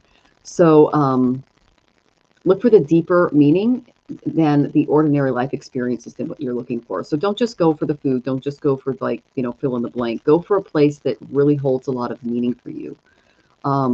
Work on being more observant, and remember to live in balance with your physical and spiritual body as you do this, because you want to make sure that you're materially and spiritually supported in whatever area you choose. Take the time to look at your current circumstances from a very different perspective, because I'm seeing a little bit of a poverty mindset going on. Jonathan and I fell into that in 2018 when a bunch of stuff happened. It's hard to get out of, but there are things that you can do to try to get out of that headset and toward making positive changes instead of dwelling in the stuck nature of that. So accept that the fear from the past, even as you move forward, will serve a greater purpose for that. Use your fear as fuel. That's kind of what I've been telling Jonathan over the last month, is if you're going Shrell, because he tends to freeze when I tend to act. So imagine yourself soaring above the current situation instead of being stuck in it, and gaining that greater perspective over the situation. And your ability to rise above your current conditions will benefit you, and the guides will assist you in flourishing. So they're asking you to give yourself permission to attain the joy that your heart desires. You're going to be able to manifest it moving forward. And this is a number 13 card. Okay. So I picked another card, and this one is a 31 card. So it's a little bit of a 1, 3, 4 energy in there for you, Rose Blue. Consider all of your options and then make an informed choice after you go and you do all of the research. Jonathan and I just provided some great links in the chat that you can look into. Decision that is before you is either sticking to the old ways of being and living or moving into something new. They totally support you moving into something new. Once you become more strong-minded in this area, you will create the opportunity to reflect on much better long-term goals and desires, ones that are going to kind of get you guys out of the muck. So you'll be in a better position to achieve those goals, especially as you do all of the research and you find a place from understanding. They said it has to have a spiritual connection with you. They keep saying that because you've done a lot of really great things in your life. So they're looking for a place where you can really enact more good dharma for your next birth. So with careful planning and a very moderated approach, you'll set yourself up for success now and into the future. So I got good things coming for you. Just have a little bit of homework to do. I'm excited for you and your mom, Rose Blue. And let's see, landlord sold the property. I need stability. Lake City, Florida. Got it. I love them and want to help them. We live on $1,100 a month. That is Gosh, you're like me. You can live on nothing. That's incredible. So I'm going to have Jonathan step in and give you some more advice. I hope that was helpful. Welcome, Linda Rose from Australia. It's lovely to see you. And yeah, so I'll just let you know, Linda Rose, we're doing tippers first, and then if we have time, we'll get to lightning round. Okay, sweetie? That's how the show works. Thank you so much for joining us. All right, so I'm excited to see what Jonathan has for you, Rose Blue. Thanks for letting us tap in, and blessings to you and as you guys all move forward. That's a lot to handle. Yeah, it's complicated when you're getting into I don't know conjoined isn't the right term, but that's kind of the right term. When you're bringing the parents back in with the children and you're all living together and you have these pre-existing relationships, which used to revolve around living together in the home. Like the Connors. Yeah, like the Connors. But it's different now because you're an adult and they're used to being in a certain managerial type position, and so there's the emotional component, there's the just a functional component. Who listens to who. I mean, it's in my experience in my family, it was very difficult for the parents or even the older siblings to recognize you once you were grown and give you the credibility of an adult, because to you, you're the little blonde kid running around on the floor breaking things, even though you're now grown up, have a degree, and have a job, and they're in your house.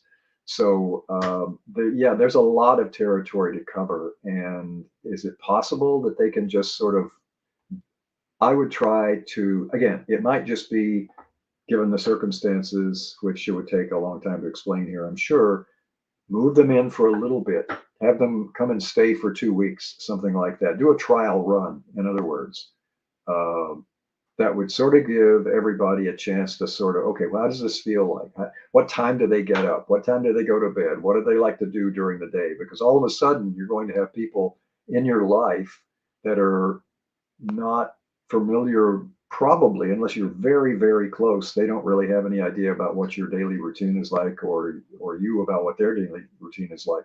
Might be perfectly compatible. It might be exactly opposite. They get up 4 hours later than you do. It's not going to work out well, because you're going to be making noise when they're trying to sleep, and they're going to be up making noise when you're trying to sleep. So don't want to take over just hell. Yeah. Is it possible that they can stay where they are and you can just be a resource to come over and help clean and cook and do that sort of thing? Or is it at the point where you have to be there physically? Somebody has to be there physically in their environment to help them get up and sit down and clean and cook and such, because that would make, if they're fully ambulatory, I guess is the term, then that's one thing. If they need assistance, that's a whole other lifestyle or project. If they need assistance, you might find that how much assistance do you have to give? Oh, you moved to their house. Okay. How is that going to affect your lifestyle and your income? If you're moving to their house, that sounds like a full-time effort. Oh, you have to move. Well, seems like your decision is being made for you. I got good cards for it. Yeah. So the thing is, if you're going to move in with them, that's less disruptive for them than them moving in with you. And if you're moving in with them and can help because your landlord, did what he can do as a property owner, basically he is displacing you. You could think of it just in the short term. Okay, I'm just going to be here for 3 to 6 months and we're going to see how it works out. Because if you're moving in with them, you can always presumably go find another apartment or buy a house, whatever your circumstances are.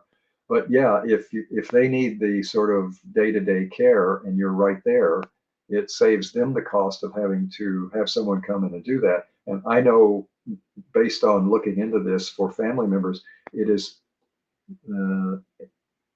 okay, once a week for dad. So probably just does a checkup, maybe some cleanup, help him do some things. So you would be resident with them, but they also have somebody coming in.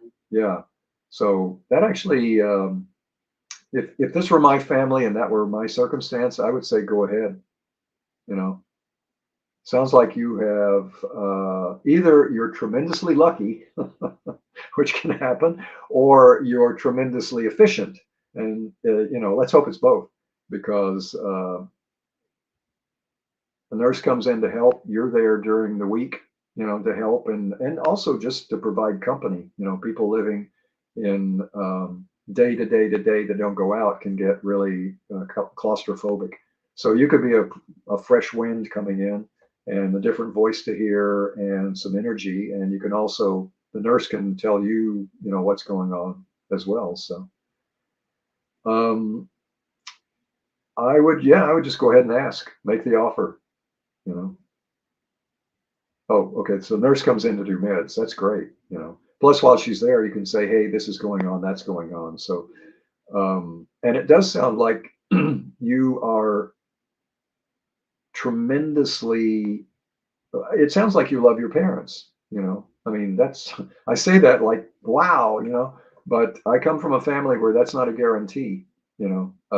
We were a loving family at some points, and we also had some very difficult times, but it does sound like your situation is such that you could be a welcome addition to their lives and also provide some support that they would, you know, they're going to need more and more support as time goes forward. So you can help them to transition from the once a week nurse to the 3 or 4 times a week nurse to maybe assisted living if and when that comes about. So it feels and sounds good. And you're going to have to do something anyway. So yeah, I would propose this to them and say, look, I think I can solve a problem that I have and solve a problem that you're either in or heading toward, and this is how, and you know, so yeah. And it sounds like you have a good enough relationship with your parents that you can just like, you don't have to warm them up a lot. You just say, look, this is what's going on with you. This is what's going on with me. Here's what I think would work best. And you just sit down with them and talk about it. And they'll tell you one way or the other. Hope that helps. Oh, thank you, Rose Blue. And I love that you have such caring heart for your parents. Thank you so much for letting us tap into your situation. And we wish you all the best. Come back and let us know how you're doing, sweetie, because that's a lot. Yeah, that was a lot. That was a big thing this morning too. I know.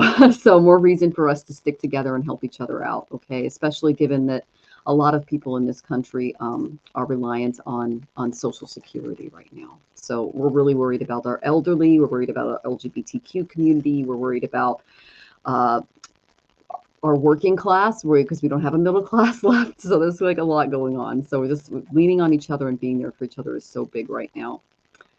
Okay, so we have one more tipper, and then we'll go into lightning round unless we receive another donation. And it is Lily Rose. So let me find your question, Lily Rose. Another Rose. I love it.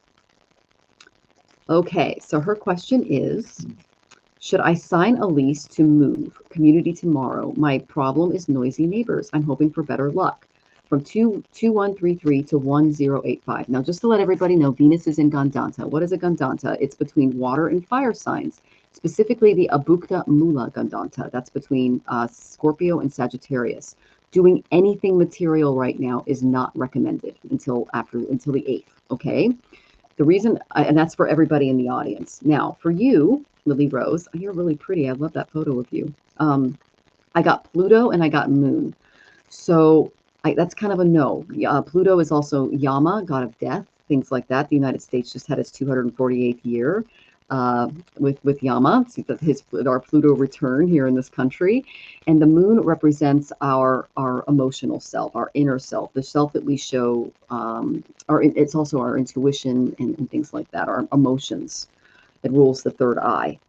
The reason I say third eye is they're asking you to change. There needs to be a change or a literal death in your perception and towards something new. I did go ahead and pull cards for both places anyway. The first card I got for 2133, I got the reversed Hierophant. This tells me that the landlord might be immoral, not doing the right thing, not following the laws. Okay. The second one, I got a little better card. That's 1085. I got the Page of Pentacles. Okay. So it's a better use of maybe your money or a better financial decision. But I kind of gotta know for both, because you need to change your perception a little bit, because we've just had a big event happen worldwide. Okay.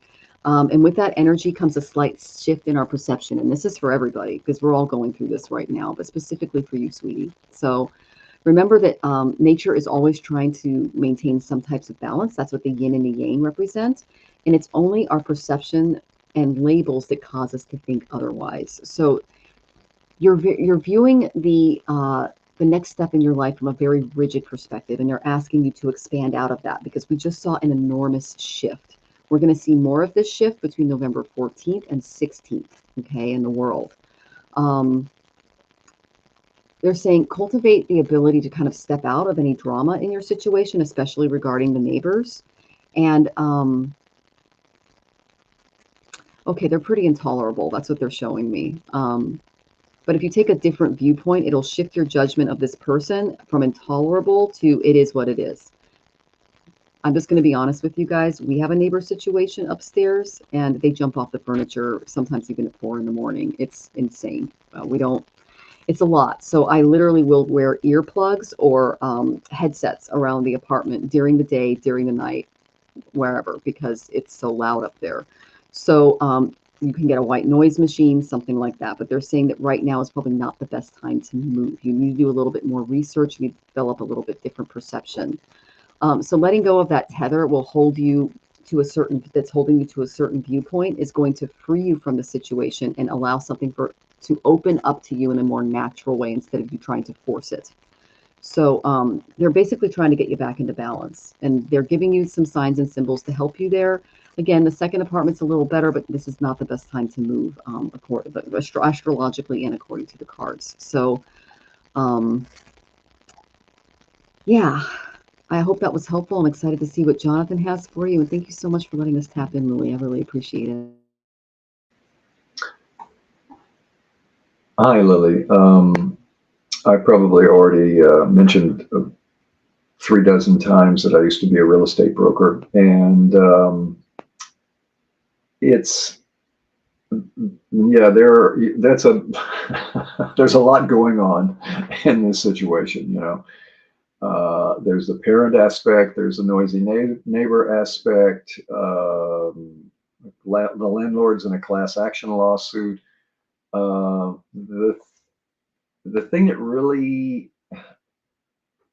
the thing that I really wonder about is moving in with your parent. I mean, obviously, probably at one point you were living with your parents since you're their child, but how long has it been since you were resident in their house for more than just like a long weekend or something? If you're used to living with them on a regular basis, it's one thing. If you haven't lived with your parents for 20. I don't think she mentioned parents. Oh, okay. Oh, okay.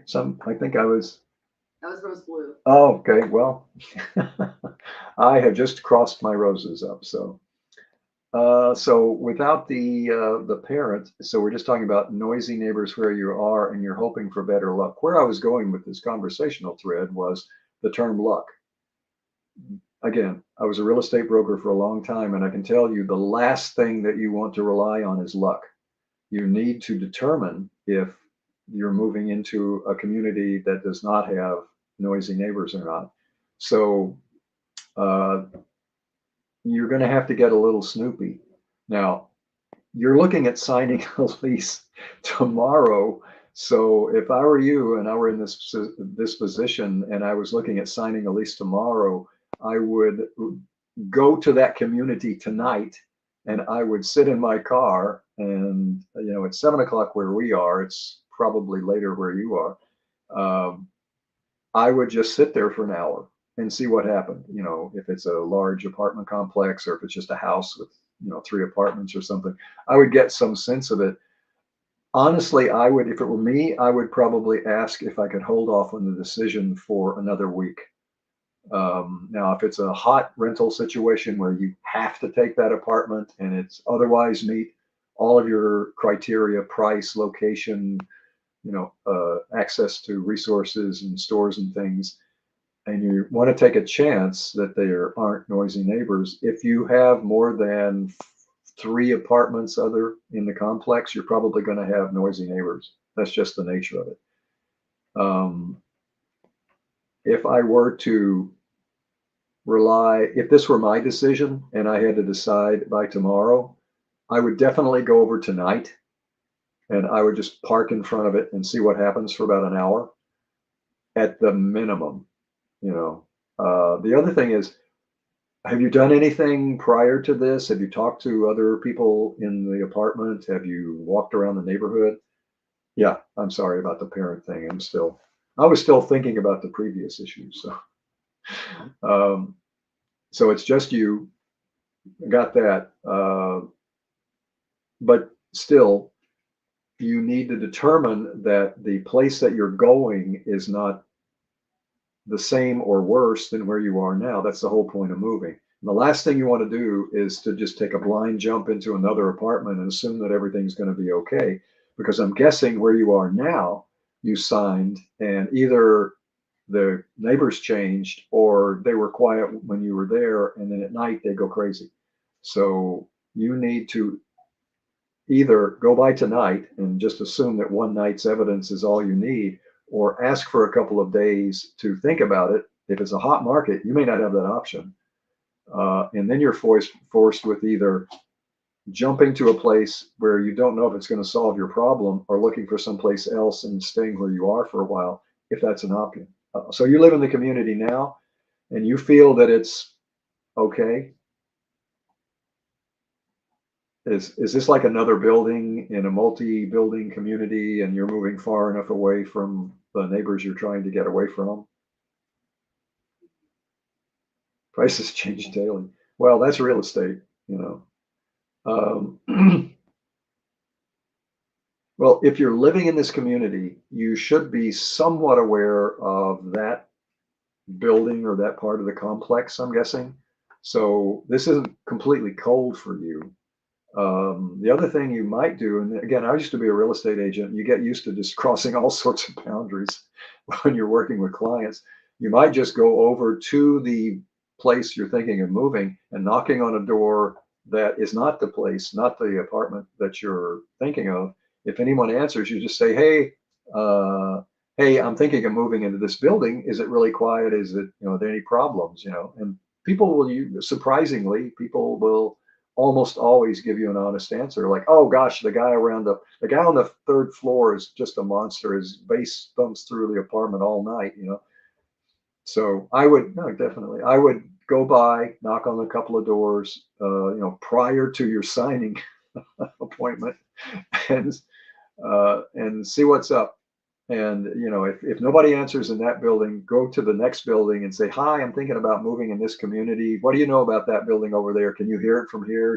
Is it noisy or cars coming and going? But I would, again, this is just me. I tend to be a little conservative about that, because that's where you're going to be living. You're going to be spending more than half your day there, even if you're sleeping during the most part of that. You don't want to move into a worse situation. You're already trying to move from a situation. You don't want to go through the expense of moving and then end up in the same or worse. You could save money by staying where you are, but we know what it's like to live next to noisy neighbors. We know what it's like on two sides. So, and again, if you were a real estate client, I would go over and do that for you, but I don't do that anymore. So, and it's probably 1,000 miles anyway. So definitely try before you buy. I hope that's some help. Thank you, Jonathan. And thank you for joining us, Lily Rose. We really appreciate your energy, and best of luck in developing that new perception and moving forward in a way that's best for you. So please come back and let us know how you're doing. We really appreciate your energy. Oh my goodness. Okay, so we have lightning round, guys. Sinead, welcome. Good from Great Britain. Welcome, welcome. It's a little late there. Oh my goodness. And she says, good idea. Oh, wonderful. Thank you for the feedback, Lily. We really appreciate that.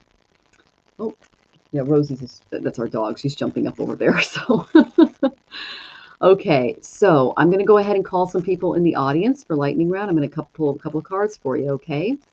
Miss Bell X, are you here? Tarot Stash, Cowbell, are you here? Moonfox Knight, I think she bagged out. Lucy, are you here? Emily, are you here? Keith, are you here? Mary, are you here? Amanda, are you here? Shawana, are you here? And Fun Boy, are you here? Rushdie, are you here? Keith, we see you. Are you here? Charity, are you here? Shem, are you here? And Linda Rose, are you here? Can any of you please check in? The first person that checks in gets their question answered. Woohoo, lightning round. I notice there's a lot less people in the chat because we went a long time. So yay, Shem's first. Woohoo! And then we have Linda Rose. Okay. All right, Shen and then Linda. And you are so welcome, Lily Rose. We really appreciate you. And so, oh, and everyone, if you haven't subscribed, Jonathan's channel is in the subscription. It's the Boomer Mill. So we encourage you guys to do that as well. So he's going to be doing more shows with me in the future, I think, because we're going to be spending a lot of time together moving forward this next month. So, okay, Lucy is here. So thank you so much for checking in. So I will get to the lovely Shem and then Linda and then Lucy. And then Jonathan, I'll just let you just say a couple of things, or what do you think? I'll just do a quick couple cards. I mean, you can just give a quick one and then we'll move on to the next person. Okay, sounds good. Okay. So, because we're in the same room and going back and forth is different. Oh, thank you. We appreciate that. Thank you. Okay. Right. So let me find Shem. Shem's question. I know you came in a little. There you are. I would like to know what the angels have for me if you have time. Okay, so let me go to my karma cards first. This will give me an idea of what area they want you to focus on. Okay, sweetie? And congratulations with all the jewelry sales. That's big stuff. Okay, you're looking to travel. This has been stalking my clients for the past 2 weeks. That's why I just looked at Marina on her show last week and just went, I don't think it's going to work, sweetie. And she was like, okay, okay. It was a lot. I'm going to go to my, let's see, do I have my angel cards? I do have my angel cards. All right. So I got 8th house, that's Scorpio, and then I got the 9th house of travel. So a lot of transformation is going to be coming your way, and the angels are going to be encouraging you to expand your horizons, okay? How are they going to expand your horizons? Okay, a happy outcome. There's some brilliant new ideas that are coming your way. I got the sun. This is Archangel Uriel. You can look up this specific angel. This is the one helping you. A happy outcome, brilliant new ideas that lead to success, and having confidence in yourself. So you're asked to step into a time where you are a leader, where you are asserting your needs, your vitality, what you would like to see in your life. And look at those beautiful sunflowers. I love that for you. So I'm getting a lot of sun, a lot of light energy, a lot of really good things regarding pulling you out of the more stuck energy of Scorpio and into that 9th house energy of travel, of expansion, of things like that. You're so welcome, sweetie. Are you picking up on anything? I'm picking up that Shem needs to be more assertive and also trust yourself a little bit more. I mean, not to the point where you're impulsive, but oh, fell down the stairs on Saturday. Well, that'll change your day. The sun's all about health. Yeah. So definitely take care of that, you know. And I say this as a guy who didn't take care of something for a few decades, and it really, I'm still alive, but that's just other people helped me to stay alive because I delayed getting treatment for so long. But yeah, for sure, if you even think that you bruised or cracked or broke anything, definitely get some treatment. But also, what came into my mind just jumped in was trust but verify, which is from a guy who was actually a famous crook, but it was a very, very, oh, good, going to physio, excellent. Anytime you're making any type of change, and except maybe trying a different brand of soup or something, you really need to verify before you make any type of decision in this world that we're in now. Promises are rarely kept. Things are rarely what they seem, and expectations are regularly broken. So the sense that I'm getting is that when you need to be efficient and careful in what you're doing going forward. You know, yeah, honestly, that's good advice in any case. So it's not a breakthrough, but that's what just popped into my head. It's just trust but verify. You know, you can still be cheerful, you can still be friendly, you can still, but and you can still check out everything to make sure that what you're being told is accurate. And yeah, I've fallen and broken stuff, so get it checked out.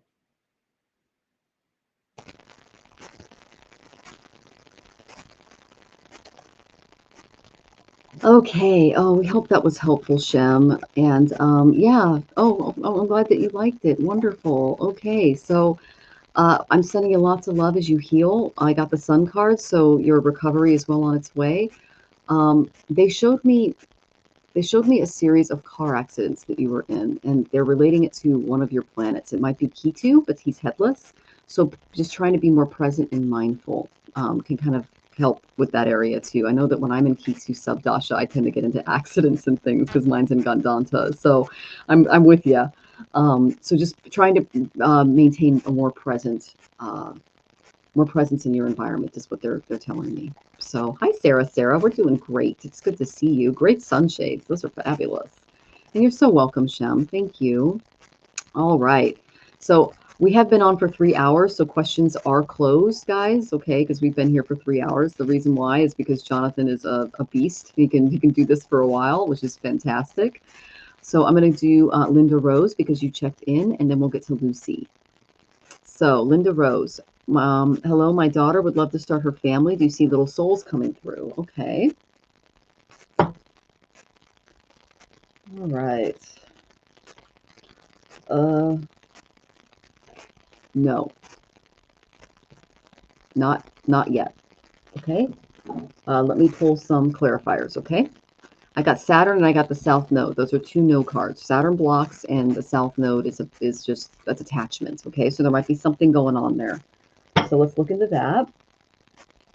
I know we just had a major change in our country. I'm not really sure what's going on there. Okay, so there's some fortune that's about to change. Okay, that it's going to require a lot of transformation. Now, the death card is not a physical death. Okay, it represents that it's transformation. But I got the reverse wheel of fortune. So now is not the most fortunate time to start a family. Okay, I say that with love for entertainment purposes only, but the guides are basically saying not now. Oh, okay. A car just flew across the room and I can't find it. Okay, well, give me a second. Oh my goodness. I don't know where it went. Okay, there it is. Oh, okay, got it. Now I see what's going on. All right, it flew underneath my desk. And this is the card I got for you. I got the Two of Swords. So answers found through meditation could help, but I got that the things that the 3D right now is not fully supported when it comes to the extending the family. Okay, Linda Rose. It can be maybe later, but just not right now. I got reconsider. I got Saturn energy. Okay, so it's just not a good time for the little souls to pop in quite yet. All right, sweetie. Okay, so I'm wonderful, Sarah. Okay, so let's go to the lovely Lucy. Okay, Lucy, let me find your question. And thank you all so much for waiting. I really appreciate your patience. You have been wonderful. Okay, Lucy, may I have a reading? What do I have coming up with finances and career? Okay. So let's see. Oh, and if you have anything, Jonathan, you're welcome to pop in. Okay. So let's see. Okay, they want you to travel. It's like my stalker card for all of my readings in the last 2 weeks, guys. And they want you to travel for work. I got 9th house and I got 10th house. I'm not sure what you do for work, Lucy, but they're saying that traveling while you're doing this could bring in more money, more opportunities, things like that. There might be another something for you moving during. Oh, Keith, you're here. You checked in. Okay, we'll do a quick card for you too. Okay, sweetie. We called everybody and I didn't see you, so I appreciate you checking in before we sign off. Okay, So, all right. They don't want you to be impulsive. Okay. Look where you're going, make really strong decisions, do your research. You don't want to be falling off the cliff like this fool. Okay. Because this is the little dog's not happy and he's not paying attention to where they're going. They want you to act like an emperor, literally. Take full control of every aspect required regarding your finances and career, especially if it's going to involve travel, and take it from the mindset of a king, of an emperor. For the for this type of energy to occur, you're going to have to really step up and be self-confident and maintain important boundaries regarding contract work, especially if it's involving travel. Okay, so that's what I got for you. You might have to look outside the box there. Okay. Oh, and that's fine. Okay, good. Yeah, I know we're still live. So let's see. Okay, Keith, I'll go ahead and do your question real quick because you checked in, but questions are closed, guys, because we've been here for 3 hours and 20 minutes. We did a little extra time for you guys because it's been a traumatic day for a lot of us, okay? So will this music thing ever work out? All right, let me look for you, Keith. I got the moon. You're very, very emotionally attached to this. Feelings, reactions, like you're really, this tells me that your music comes from your heart. That's really beautiful, Keith. Okay, the main thing, energy I got regarding the career is you need to balance your career with your home life. Okay, that is going to bring out that's going to bring out some better music, and it's also going to make the things around the house a little more let's see, a little more balanced, because there's an imbalance between home and career. Oh, you're welcome, Lucy. Thanks for your feedback. Appreciate you. Okay, because there's been some disappointment. What the guys are saying is, if you balance the home, you balance the career with a little bit more temperance, like you're paying attention to everybody, and making sure that everything is copacetic, things will get better musically for you. But they're trying to point out that the home life might be a little neglected here, and they're asking you to tap in, especially after what just happened in the world. So it's important to connect with the people in your home, and that will bring more opportunities. But right now you're experiencing a little disappointment in that area because they're trying to balance out that uneven energy dynamic. Are you getting something, Jonathan? You're nodding. Yeah. I come from a musical family. In fact, I'm the only person in the family. I had two brothers, and I was the only one that didn't perform professionally for years, if not the entire career. The middle brother was a band teacher he taught other subjects as well, but he was also the band teacher in high school and junior high or middle school, it depends on where you are, for decades. And he was a talented musician. My oldest brother was also a brass instrument player who was in the Navy performance band, I think it was called. This is the one that they send all over the world to represent the Navy, because these guys are the best of the best. They just happened to be in the Navy at the time. So working out in the music thing, working out, if you're wondering, is it going to make a living for you, you're going to have to treat it like a business, because it's not like you're going to get, unless or if you're in a group that's spectacularly popular, that's a whole different thing. But if as a single musician looking for work, if that's your situation, you have to treat it like a job. You have to look for job announcements. You have to look for places where you can perform. You have to perform for free so that people see you. You have to children's parties and birthdays and things like that. You have to get out there. It's a job to have a job like that on top of your music job. So I know that my brother, when he before he became a full-time music teacher, used to work like shows, entertainment, and again, birthday parties. It's surprising how many people will hire a 4 or 5 piece band for somebody's 50th birthday or 60th birthday or 5th birthday. So I get the sense that you probably are a good enough musician to make it a career, but you've got to cross a line. You have to step over the line and say, okay, I'm going to do this thing. I'm going to do this music thing. And you make contacts, you look in papers, you look for magazines, actually online. What am I doing? Magazines, good Lord. Yeah. Look for etchings in rocks. Look online for musical opportunities where the people will just advertise, hey, we're looking for a trombonist. And you go and you play with them and they say, hey, you're pretty good. I know this guy over here, he's looking for a trombonist for his job. You got to get in the gig circuit to get a gig. So if you really want it to work out, you have to work it. Probably not the first person to say that, but it is true. Hope that helps. Oh, thank you for joining us, Keith. And we really do hope that the music does work out for you. But yeah, that work-life balance is always homework balance is always a challenge, especially in today's world. Welcome, Celtic Seer. Welcome, Kriti. Welcome, Chaley. And thank you for joining us, Moonfox Night. It was lovely to see you. Okay, and then Sarah, because I know you're still here, I pulled one quick card for you before we sign off, okay? And you asked about Terry. I got that you need to kind of stop obsessing about things a little bit, okay? I got the Nine of Wands reversed. Basically, just be aware that during this period, there's a risk of being taken advantage of. Someone you love or admire may try to discourage your independence or make you feel ungrateful. So don't let any unhealthy influences sway your decisions. Stay true to yourself. And they're saying don't give up on relationships prematurely, but also don't cling to relationships that are no longer bringing you joy and that love. Okay, so there's a little bit in you. This is like they're showing me your spirit.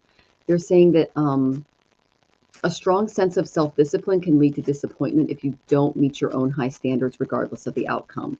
So they're saying really stay true to yourself regarding relationships in general. Okay, but those are just the kind of things to watch for, and we all struggle with that a little bit. Okay, so that was it, guys. Yeah, so Celtic Seer, we've been on for 3.5 hours, so we are questions are closed. But you are welcome to, you guys are welcome. I have my astrocartography session up on my website. I also offer career readings. I lowered the cost of a few of my readings and I created an emergency reading tab as well because it has been a very busy couple of weeks for all of us in the collective. I'm having the amazing Jane the Seeker Tarot on next Wednesday, so make sure to follow that. Jonathan and I host a show called The Boomer Mill. He's a boomer, I'm a millennial, and we just talk about what's going on in the area and what we're doing to try to, stay above water. So thank you, Celtic Seer. I appreciate it. And I want to thank everyone who stayed because this was a really long show. I want to thank my husband, Jonathan, for sticking it out. I love you, honey. Is there anything you want to share with the audience before we sign out, sweetheart? It seems like a common thread tonight was that people were sort of doubting themselves and doubting their perceptions. And it's good to verify, again, trust but verify, but also be true to yourself. You're having these responses to things for a reason. You just need to determine, what is that reason? Am I nervous? Is it wrong? So you're getting a reaction. Just assume the reaction is a reaction. Find out what it is a reaction to, and that will solve a lot of the anxiety that comes from making or not making a decision. Okay, thank you, sweetie. I appreciate that advice, and I hope you guys did too. We're sending you all tons of love. If you haven't already, please subscribe to the Boomer Mill, and we will see you next week. Take care, everyone.